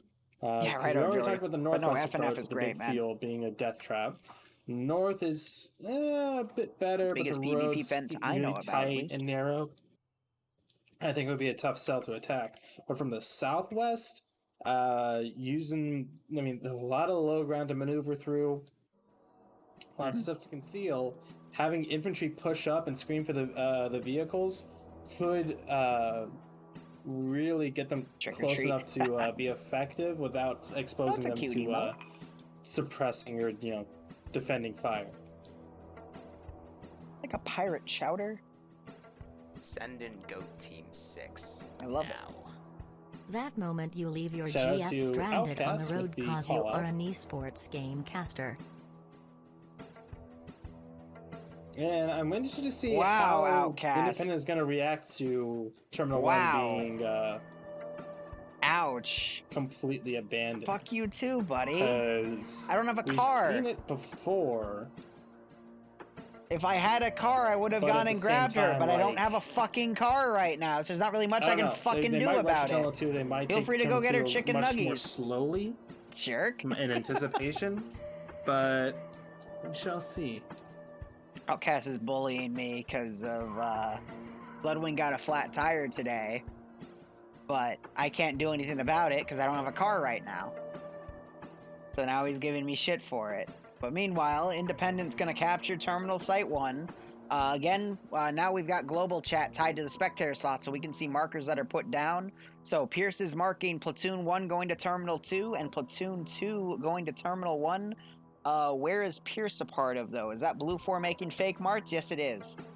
So he's trying to fuck with Op 4 there by putting some global marks down. He's marked trenches down at the radio tower. Yeah, but those marks are going to be taken with a grain of salt, to be That's honest. amazing. I mean, Yep, it's the lawn game. Anderson, Coolbreeze, and Nutty Person pushing into the objective building, clearing it out. top Okay, to so if you want to bottom. come over, though, we make some And fucking it's gonna be baller very homemade soon when chicken they discover nuggies. it. And yeah, we're already having It that only second costs team like push $10 over if towards you get Terminal everything 2, from so this H might Mart, be especially the chicken. a bit $2.50 quicker for on like the turnaround between the first 40 two to 50 objectives nuggies than worth I of chicken. thought it It's would great. be. And they're supported From by a the full-on chicken breast. BTR and the UAZs. People are getting back in their cars already. And Yeah, I can link it to you. Yeah, which is good because we've already burned some time, but Oh, it's not enough because it's going to be not at all. still another 40 minutes, give or take. Little under 40 minutes, actually. But yeah, now Pierce is deleting those markers. There's Terminal 1's hack. 2-minute timers for this one. Let's look at Blue 4's defenses, though. Let's have a touch at this one. So, they're doing a really good job. You see some fortified bunkers being put on one of the tall buildings on the southwestern flank. I really like that. But they also have some more dug internally, and there's a Oh my dead God. guy on the probably a crash. tower. Yeah, because I'm not seeing his skull either, so probably a hard crash. That's unfortunate. Yes. But yeah, no, Blue 4 is doing a really good job consolidating. I don't like some of these really open buildings that they're a part of, but again, trying to do that space defense strategy. Here it's going to work a lot better because it's a lot more consolidated, and it's going to leave a lot of room for Blue 4 to do maneuvers. The one weakness this has, though, is a direct southeastern attack. That flank is completely exposed, and there's not really any cover looking in that direction with the exception of right at the terminal, which if I was independent, I would try to exploit that. Yeah, now looking southwest from that tall building with the bunkers on top, they have great eyes into that defilade that I was just praising. So if they were to follow that, they'd be very well exposed. So yeah, I think southeast now, I agree with you, it would be the best avenue of approach, but it's a matter of getting there and getting to the one complete weakness other side of the objective. About those bunkers, though, is if the BTR-70 pulls up, it has a lot of different angles where it could fire at that position and definitely get first shot. But I'm actually not seeing any AT up here. I would definitely, yeah, the bunker building to the southwest. I would have definitely thrown a stick up there or something, because I mean, otherwise those guys are just gonna get picked off by the it's like a 50 round belt for the 14.5, and I think 250 rounds for the 7.62. It's either 100 or 250 for BTRs and BRDMs. I never remember properly. There's the beep going off for hack 1 complete. And there's the explosion. I love how there's actually some green 4 guys that went up to the trench position, and now they're holding that spot. They got jebaited by global markers. I love it. No, they successfully taken an enemy position. Ah, you're right. That's what they are reporting. Barbarian, can you point out where the enemy trenches are that were marked then, please? Yes. Yes. Okay. Excellent answer. I can, in fact, point out the trenches. I'm just not going to right now. I don't feel like it. Thank you. Imagine if AT was the one that got crashed, but we didn't see any. Actually, it might have rolled down the hill. Yeah, they should get moving soon. We're seeing those UAZs and BTR It's a very good point. Maneuver around that junction to the west of Terminal 2. All right. We'll see what Green Shade's able to do. I don't think it's going to be much, honestly. But he might, if he can take down 1 or 2 and make them cautious, instill that Viet Cong guerrilla warfare gear into them. I think that'll help burn some time. Hold up. We got a power play going here. Blue 4 is attacking independent spawn. Why they're doing it, I do not know. But I think they just drove up there to check what independent was taking, so they know independent have fielded. Oh, that's up there. Put some smoke out. No, Liru, it's like when you send a unit, and when you're using, you send a unit as a QRF, and you forget about them for 30 minutes, you just go like, where are they? Oh, they're behind. Oh, there they are, yeah. They went off on an adventure by themselves. Good call. So, now, we're gonna watch Green Shade become the Green Man. The biggest He is going to be the new Audrey Hotto, and he's already started by causing 2 losing connections. Are they going to turn into disconnects? What was that? Those Fist and Dreek. I don't know where either of them are. Those might have both been on Green 4. Yeah, Fist is Green 4. I can't find Dreek though, but Fist was Green 4. So by the way, one of the unconscious guys for Independent bled out, so it's 4 deaths to 4 deaths. So Independent still has... Yep. So it was Mirror who was the squad medic. But now you're having these cars drive up. I'm wondering if Green Shade is going to see that. He might just be playing recon here. Yeah, I'm looking from his position. I'm first person him too, yep. Much anything. It is just so cluttered with foliage. It's hunting. All right, come on.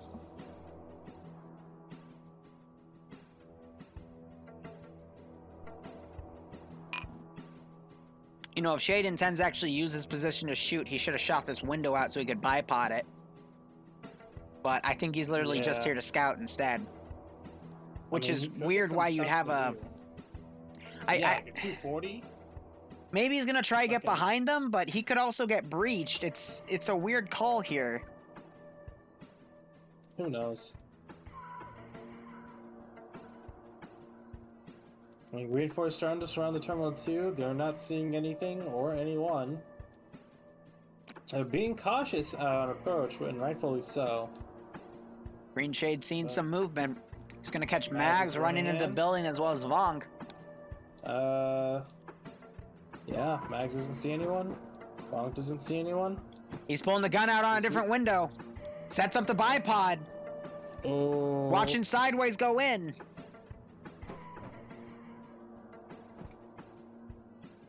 Here's the blown out window.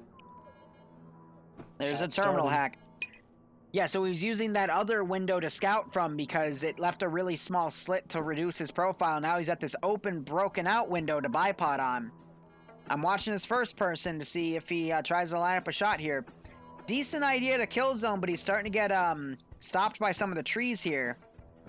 Yeah, it's interesting how coincidental, like, because the Green 4 guys, they're not staying in the middle of the road. They consider this hostile territory, and rightfully so.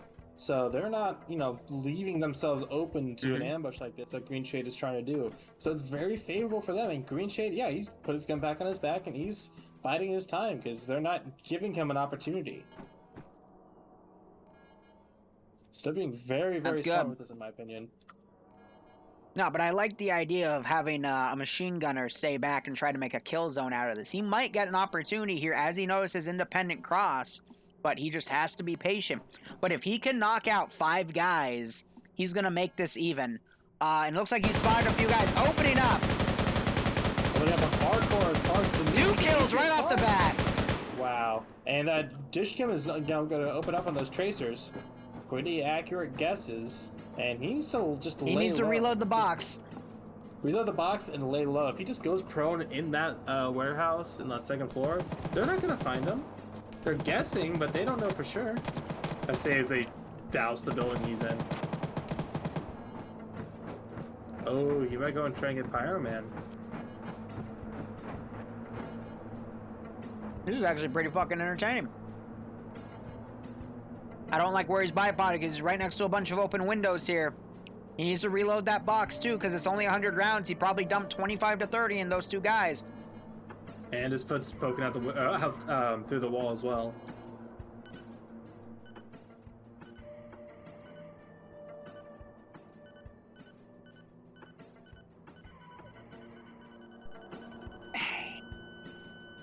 And boom. I've always been disappointed that that never destroys the building that the terminal is in. It's not big enough to. And then some buildings don't destroy. But you're right, even the ones that are good to destroy, they don't happen. So Op 4... no, break. Terminal 2. Cavalry's coming in.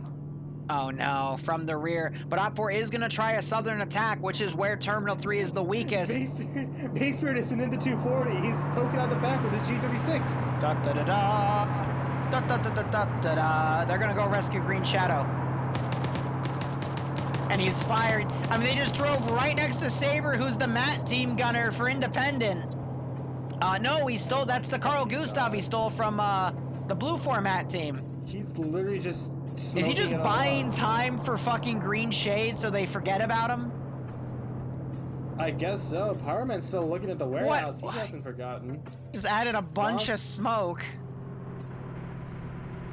It's just fucking look at me tactics, dude. We've been over this. You've ran down my throat more times than I can remember. But usually that's in the case of, you know, active firefights going on to make people get tunnel vision. That was just biggest dickus. Like, and it's worked. Like, look, all the infantry, they've completely forgotten about it. Wreck is kind of looking at the building, not too much. Who's Green Shade? I don't remember Green Shade. Ah, whatever. Let's move off. I cannot believe that worked. I don't remember. Was there gunfire? How those 2 guys died? Do you remember? No, dude. No, they just, no. It's like Skyrim NPCs. Must have been my imagination. Must have been the wind. Green Shade getting 2 free kills, and all it took was an M113 driving by to make everyone forget about it. Classic Diagro. UAZ driver, the Chad M113 crew. Oh my god. See, now is Green Shadow's gonna open up again, get more free kills! Gets Wanderer knocked out, fire direct, gets him knocked out! 3rd free kill, he is now getting some return fire! Oh my god! He's gonna stop this entire left flank from attacking! What the fuck? They're sizable enough. If they're able to get in, they should be good. But yeah, without the support of this, I love it. These are the heavy machine guns. This is the BTR, the armor. Like they are gonna need these assets in order to push in, and Green Shade is keeping them occupied. This is very, very well done for them. Green Shade laying low. I mean, if a one unlucky 14.5mm pierces in there, he's dead. Because that headshot, even if its velocity speed's reduced from going through the sheet metal, it's still going to hit him. Same with the 12.7s. And they're spraying down that second floor. I mean, he's making them burn ammo, though. That's great.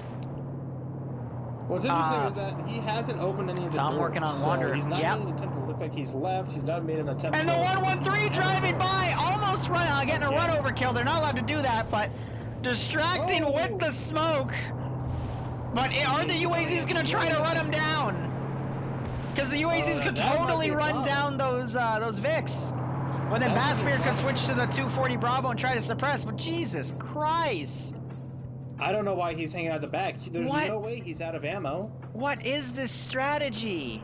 No, because he's laying low. He's waiting for them to de-aggro again. He just reloaded a new box, too.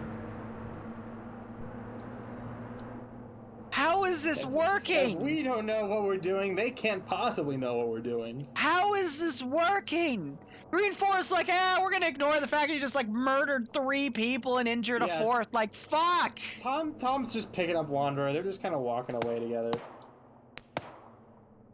Pyroman's still on the trail. Like, he's got this guy in his sights, and good on him for doing so, honestly. I'm gonna quote something someone in chat just said, Jaeger did. This is some really good asymmetric warfare. Like, this is one of the most creative plays I've ever seen in Friday Night Fights, and it's worked. I made the joke earlier about pulling VC and guerrilla tactics, and that's actually what he's doing. He has one guy with 1 machine gun. He could still look out though, and 113. He's got what, 4 downs or 4 kills or 3 kills down. He could look out to where he shot those guys earlier and get 2 more free kills because Tom's trying to bandage Wreck up. Vonk doesn't realize that he's dead, or no, I think he does actually. Nope, Tom's still medicing. Just wasting those medical supplies. Helljumper, thank you so much for the tier 1 sub, my man. I hope you keep enjoying the ops. I hope you get a kick out of this. Green Shady's crawling around. He might try to go for it again. Oh, we have Twig King Frank and Warlords kind of probing the southern tip of Terminal 3. Yep. Just kind of doing some recon. Hold up. Green Shadow, he's looking. He's hunting again. He's shooting at the car. Yep, they're both still going. They're getting out of it now. Ooh, those are some hits though. I saw blood. If he looks a little more to the left, he might catch the infantry out of position. Oh my gosh. He's reloading in the open though. He might be able to get a few more kills here. So the scoping isn't 100% accurate for our views. So that's pretty good. See some movement, he's firing at it. Ooh, he scoped out just as he would have seen more movement on the left. Hats off to Green Shade, man. I'm not going to forget his name for a while. This was a really good play. But the main fight is about to begin. Yep. And we have the War Hero, Bassbeard, and Boston coming in. Yep, so we knocked him out, but he's medicing. Catch the attention of Twig King Frank and Warlords. Independent firing way to the north. Was there anything to the north there? Nope. There was jack fucking shit to the north. I think they're delirious now. They think Green Shade is everywhere. It's the VC, dude. It's the VC against partisans. Like, you they're still smoking this fucking area. Well, you can, but they obviously haven't. Fucking Bassbeard does a great drift right into a rock. Right into a rock. Hold up, we got an unconscious guy now. Is that unconscious guy? What? Why is Wanderer on? I don't know. What is this round? He's just sitting. It's gonna go into 15 minutes in 7 minutes. We're under 25 minutes remaining. No, 27 minutes remaining. Blue 4 could stall this out. I'll leave some time, but we'll see. Green Shade, he knows he's got time to move up now. He's got his handgun out too. Gee, what a fucking Chad, man. Holy shit. And they're still shooting to the north. Dude, fuck the VC, man. They're everywhere. Independent is spooketh. They are it's a spooky month. They are spooked, and fucking Bassbeard's still like putting all this goddamn smoke out because those 113s, they have like 999 set as the smoke grenade thing, so it's infinite. Generator, yeah. It's literally the engine making smoke, and then and he's just going on circuits. He's not even giving a fuck about going back to friendly forces. He has no reason to even fucking care. And I don't think he even necessarily spotted anything. He's just like spooking them. Because even just hearing that 113, you can see Nutty Person, Wells, and that whole team, they dropped. They did not shoot a single bullet. They did not get shot at by a single bullet, and they still were effective in delaying this attack and burning more time. These are people who know what the fuck they're doing. Yeah, so Iceberg's pointing out the whole point of this 113 is simply just to put smoke out to distract, all to delay the movement of Independent. I mean, it's working. We're down to the last 20 minutes now. As long as they keep going around smoking and making Independent stop and try to engage away from the AO, that's eating up time. Also, Blue 4, the guys on the bunker building spotted the 3 Independent guys moving up. The little scouting force, yeah, but they may be getting spotted intentionally. These guys coming from the east. What rifle is that? Draw attention away towards the southwest. That was like a PSG-1 or something. Would expose these guys, especially the ones on the roof who are laying down. It's a cool black scar, though. I like it. So we shall see. No, the 113 just took a hit! Oh, it drove into the killing field that they were shooting at. Boston turning in, Bassbeard hit. Oh no, the UAZ's now gonna run it down. And he's going after this No, my smoky boy. Oh, but the UAZs are now starting to get engaged. Oh no, and he hits a tree and loses his front wheels. Ah, fuck. You see, Blue 4, they planned ahead. They don't even know where they're being shot at from. Pyro gets hit. Pyro gets down. I will say. Is shooting yeah, they don't know where the shot's coming from. I will say Blue 4 did a really, I think it was Misu who's getting these shots. Yep, 1 kill on him. Probably knocked out Pyro too. Really great job to Blue 4 for placing that tree right there to catch Independent off guard. I mean, classic tactics. And these gunners still have no idea what they're doing. I don't know why they're stopping under contacts. They're in a kill zone. Why would you stop? You're a quick-moving mobile Vic. You need to keep going. The first one stopped because they hit a tree and popped over their front tires. But the second one... Where's the smoke grenades? Where's the concealment? And back up. Bassbeard and Boston are both up, and they're getting the heck out of Dodge. Yes, all they need is Boston to bandage Bassbeard. They need to hit that smoke again to conceal themselves from that BTR-80. That's an accurate. Actually, it's a 70. And Shade, he's trying to line up some shots here, but he's still far out. He needs to move a bit closer. But this Eastern attack force that Independent has is getting dangerously close, but we are 3 minutes away from the 15-minute call. And I'll tell you what, Blue 4, they're not taking this bait. You're still seeing a good, not quite full 360, I don't think, but damn near close. He's going. Watching all vectors of approach and not abandoning their position to go and investigate what gunfire is happening. They have some kind of leadership is telling them to stay put. This is your sector. You care about this and only this until I say otherwise. Which is how this needs to be done. This is amazing from Blue 4. Combined with the interference, I'm not gonna call it, but I'm betting on Blue 4 to win. All right, it's still either way because look at the distance of the terminal site with the massive Independent force coming in, and look at the small amount of Blue 4 guys in between them and the terminal itself.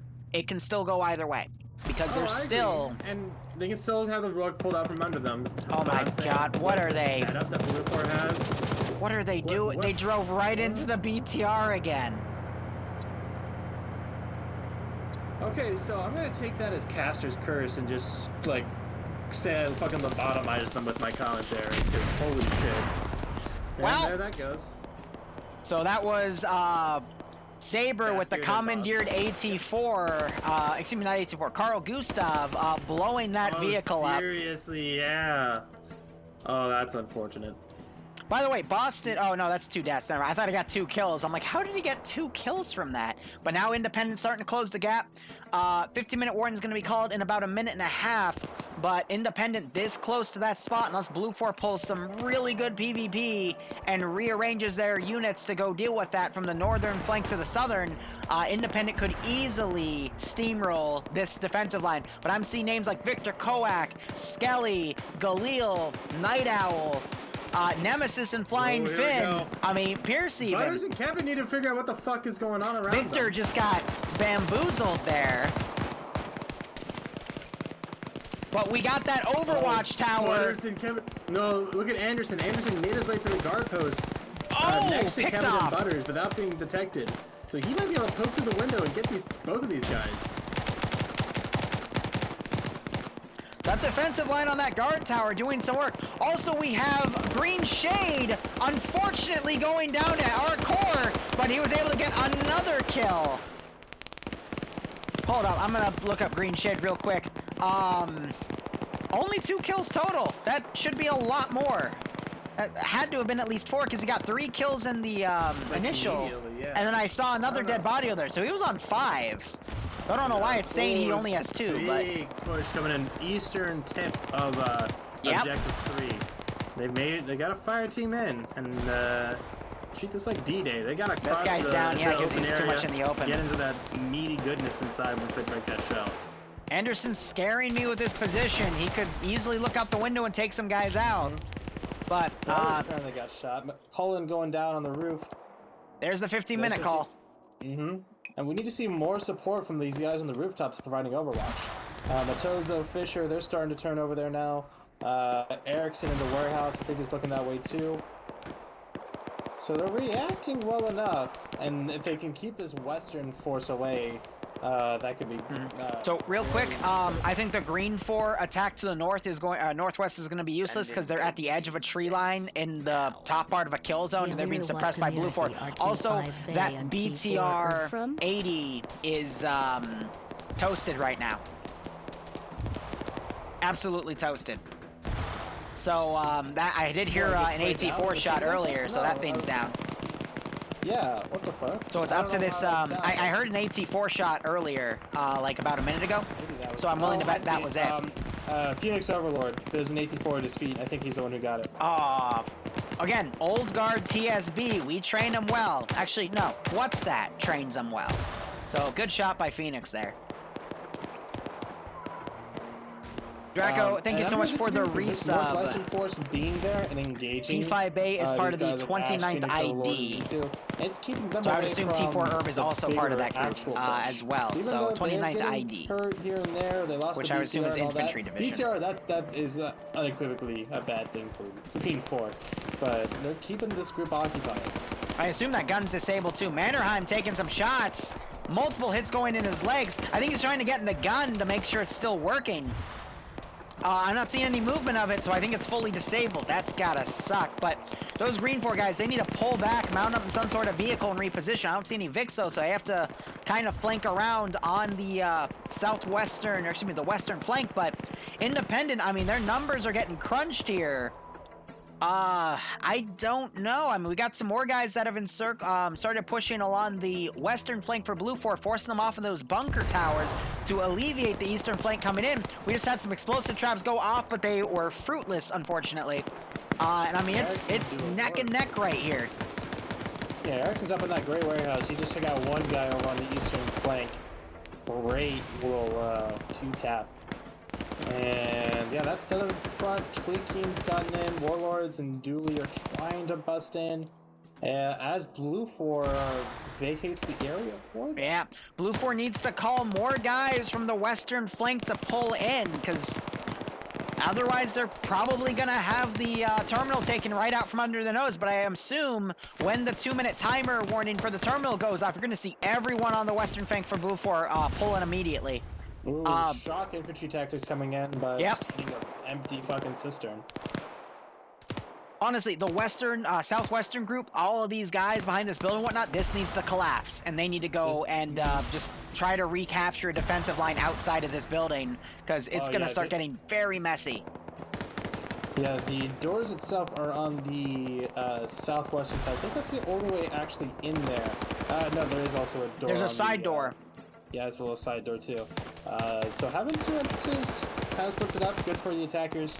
I don't know. Skelly and Galil in here though. And Azariah and Pierce, really good players. I love how Cole and Cullen are up here though, on the eastern building, having the high ground, doing what they can. Anderson trying to throw a grenade up there. Beautiful throw on Cullen! But I think those pipes actually just saved him. But unfortunately, the guy that was up here with Cullen is now down. So that 249 being lost, which is a shame. Also, this was, I just realized this was an enhanced scopes battle. Blue 4 has, magnified, Yep, magnified optics. So, on Cole's position, quickly and Hoyt have reached under the roof behind him. They're gonna see Cole's dead body, but I don't know if they're gonna see Colin. They might see Cole's and just be like, oh, that's it.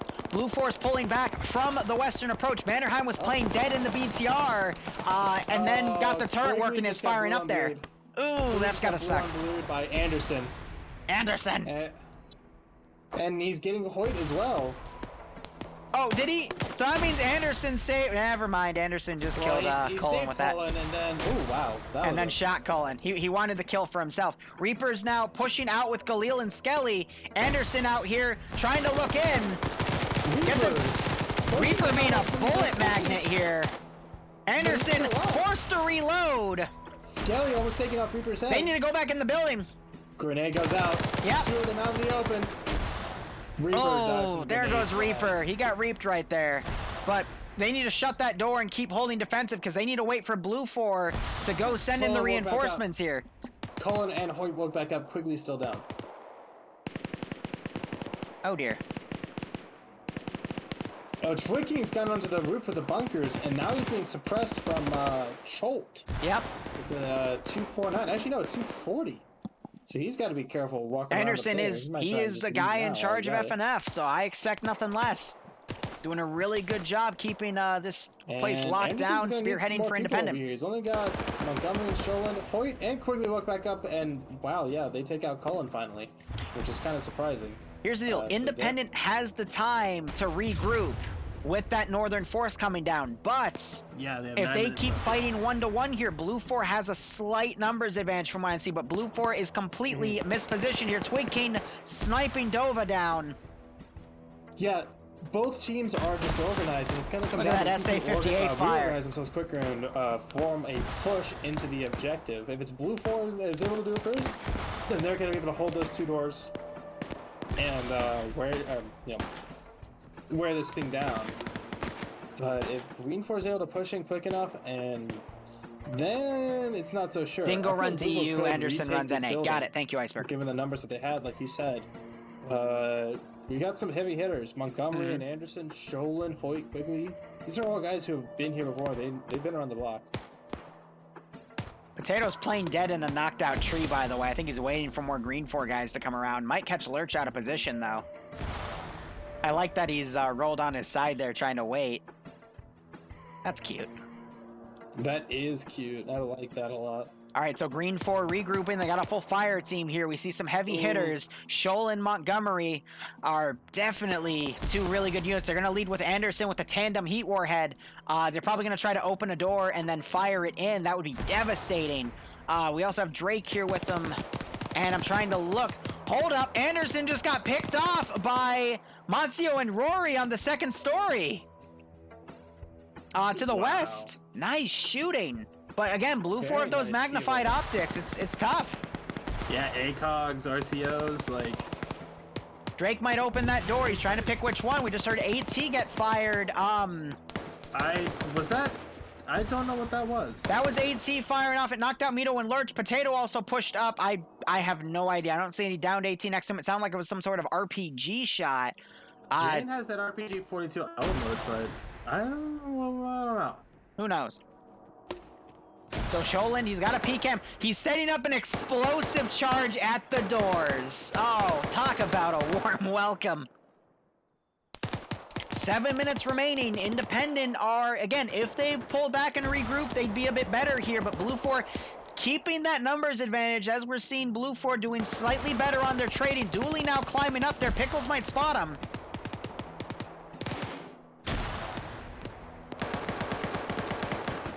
Montgomery trying to catch Indigo Fox as Indigo Fox coming around on the flank. Drake's going to push up to him. Instead does a quick reload. Explosive charge is detonated. No effect. No one it forced the door open. Drake going down as he tried to pursue Indigo Fox. But at that territory, he also had War Dog overwatch, but I think it was just Indigo Fox shooting there. Oh, they got the BTR going. You're right. The BTR is moving again. Yeah, this might be the push that Green 4 needs, but it's. But can they get it in the next 6 minutes? Yeah, I think so. I think they can at least give it a chance, but I don't know if it's going to be enough. It's going to be very, very close.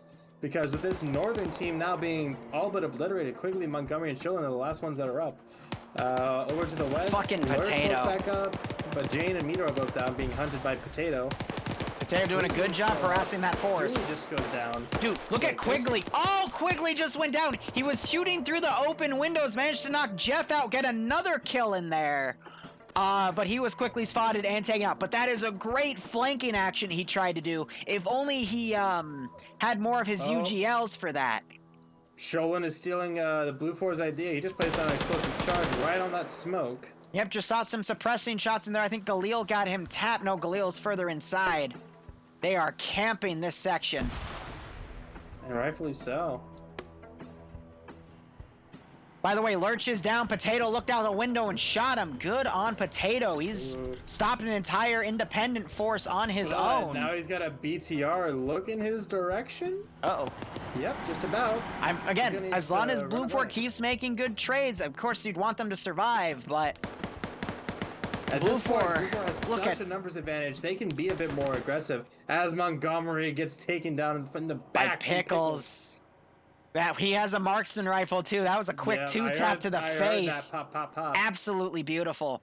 But yeah, no, Green 4. Whoa, you just saw Twig King tap someone inside the building right there. They got to get those doors shut. Twig King, he's stolen an ACOG G36 vehicle. Another explosive charge going out on those doors. And not doing much, it seems. Az and Galil are still up. Yeah, I think this is less than 5 minutes. The BTR is too afraid to move up. It's shooting the Potatoes found the RPG-32. He's playing dead in a tree again. Yep. Dude, Potato, I mean, that is such a good clutch play. He's gonna probably knock that BTR out. And the BTR has to go around. There's a trench in the way. Yep. Oh, it's spraying down. I don't know if it sees him. It might accidentally run him over. Potato just has to literally turn. He's gonna wait for it to start driving away, and then he's gonna get up and shoot it in the ass. I'm calling it now. Beautiful use of that tree by Potato. Again, another really good small play. He's got to be careful, though, because Coda, Sideways, and Neptune and Krillinger are coming around. He might crawl out and end up seeing them. Yep, that's what happens. But he's still up. Potato managing to knock one of them out at least. Kill one of them. The fucking 240 gunner. That's the guy they took Green Shade's gun. I think at this point, Blue 4 has it in the bag. They were 3 minutes. able to reorganize and push back into this building. They have a dozen dudes just inside the terminal itself, and another team or so outside watching the perimeter, watching where those shots came from. And I think that's going to be it.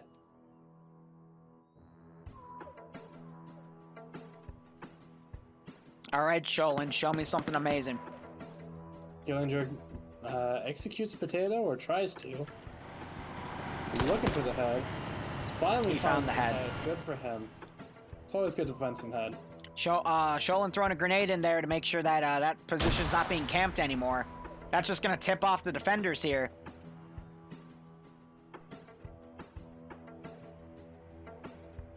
Independent needs to make a play. But at this range, I don't think they're going to do it because Blue 4 has pushed out defensive lines where the remaining independent forces are going to move in.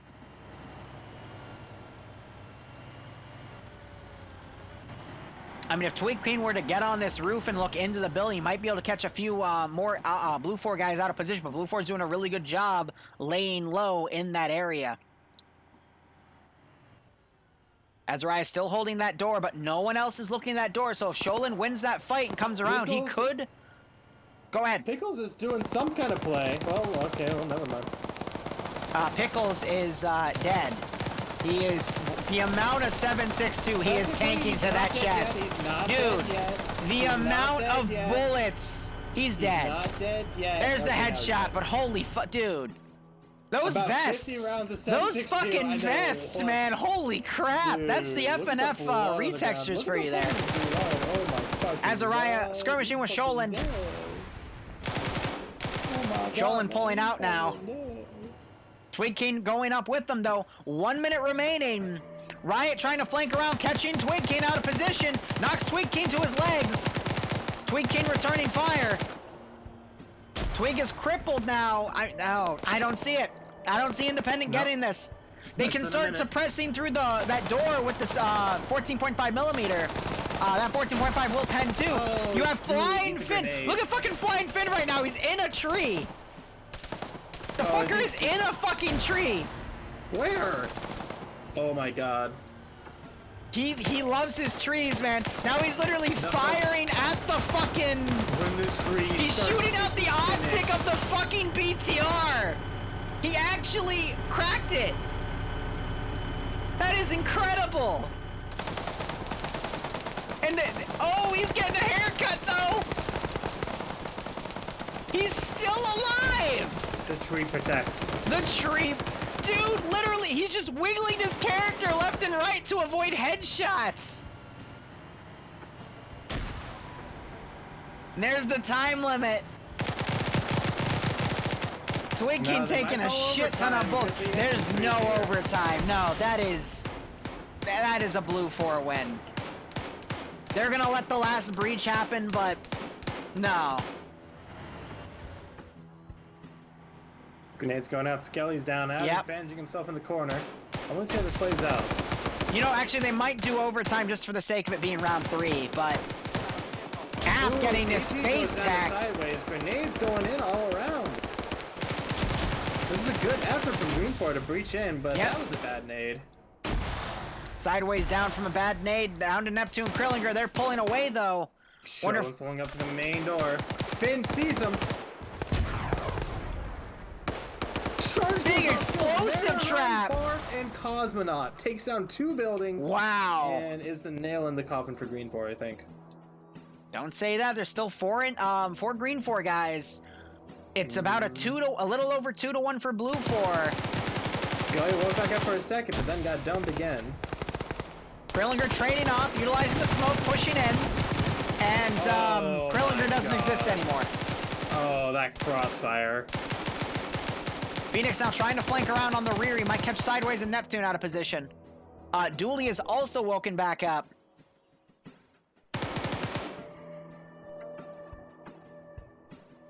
Neptune Sideways re-breaching that building. Waiting for the smoke to clear. The room that Neptune and Sideways are in, there's a charge in there, and it looks to be set. Yes it is. They've been putting them on timers, from what I've seen, so that might go boom here soon. Possibly. Possibly. Wolf shutting the main doors. Neptune losing the 1v1. He's only down. He's not unconscious. Phoenix Overlord going to do a wide flank here. Could potentially catch Sideways out of position as Sideways is now trying to re-breach. Finn gets... Sideways pulling out, only to be shot in the back of the head by Phoenix. Yeah. I think that's about it. Sholen's the last one. Bart's woken up. He's double tapping Cosmonaut. Sholen, last man standing for Independent. And Phoenix is going to get the double tap on Sideways and Neptune if he's paying attention. And Sholen's just going to camp that spot with the PKM. Maybe trying to bandage. Dooley woke back up. I see his dead body over there. And there's Phoenix now doing the double tap. And Finn's just watching this front gate where Sholen's at. He might be out of medical. Phoenix on 6 kills. Hot damn. Sholen now going back to that other flank. I will say, no, the NA branch today was spectacular. Like, this has been one of the better ones I have seen. Usually you see them, they're a little bit boring, they're a little mundane. This one, it looked like it was going to be mundane, but there were so many interesting, irregular warfare strategies done that you normally don't see in any other round, but hey, it was great to watch. Oh, yeah. This has been amazing to watch. Between the M113, Green Shade, who I don't even know what the fuck happened to him. I guess he got caught out. He got caught out of position and shot while he was trying to engage that northern independent flank. Oh, and Sholen trades with Phoenix. Could wake back up? No, he's taking No, look at how his legs are literally to shit. All right. Got the double tap. Ravioli, wrap it up, Did Did someone just kill himself with a grenade? Someone destroyed a fucking oil cylinder thing. Amazing. And yeah, they just need to push in here and kill Sholand. GG. Ammon should call it. He would have woken up by now, I think. Hey, check out, is that Skelly's body? The one with the AT4 next to it, yeah. Yeah, yeah. He's chilling. No, he's just vibing. He just bro. has a hand behind his bed. The dude's just vibing on the ground. He's celebrating his victory. He's like, yeah, bro, we already won. That would be a very Skelly thing to do, to be perfectly honest. Yeah, especially if he's been drinking. I won. He'd be one of those people to sacrifice himself and then gloat in the afterlife. Damn about right. How fucking hard he styled on you. Damn right. There's a sir. Oh, yeah. I thought they were calling it because I saw people walking in place, but anyway, I'm gonna close out my stream. Yep, it's over here. Yep. All right, guys. So that is gonna be it for Friday Night Fights. Really good plays today, definitely. Both in EU and NA. There was a little bit of teething issues because we finally started hitting server capacity at 150 people, and I know it's going to continue because, you know, where else can you get this stuff unless you know Russian? So anyway, guys, my name's Liru. I'm not really a Lance Corporal, just the name. But we'll be back in maybe 30 minutes, give or take, for some Phasmophobia, where we'll go cuss at ghosts and try to get their attention and get murdered by them. But otherwise, cheers, guys. Have a good one. Enjoy the rest of your Friday night. Enjoy your weekend, because I'm only going to be streaming Sunday. And otherwise, cheers. Have a good one. Go operate operationally.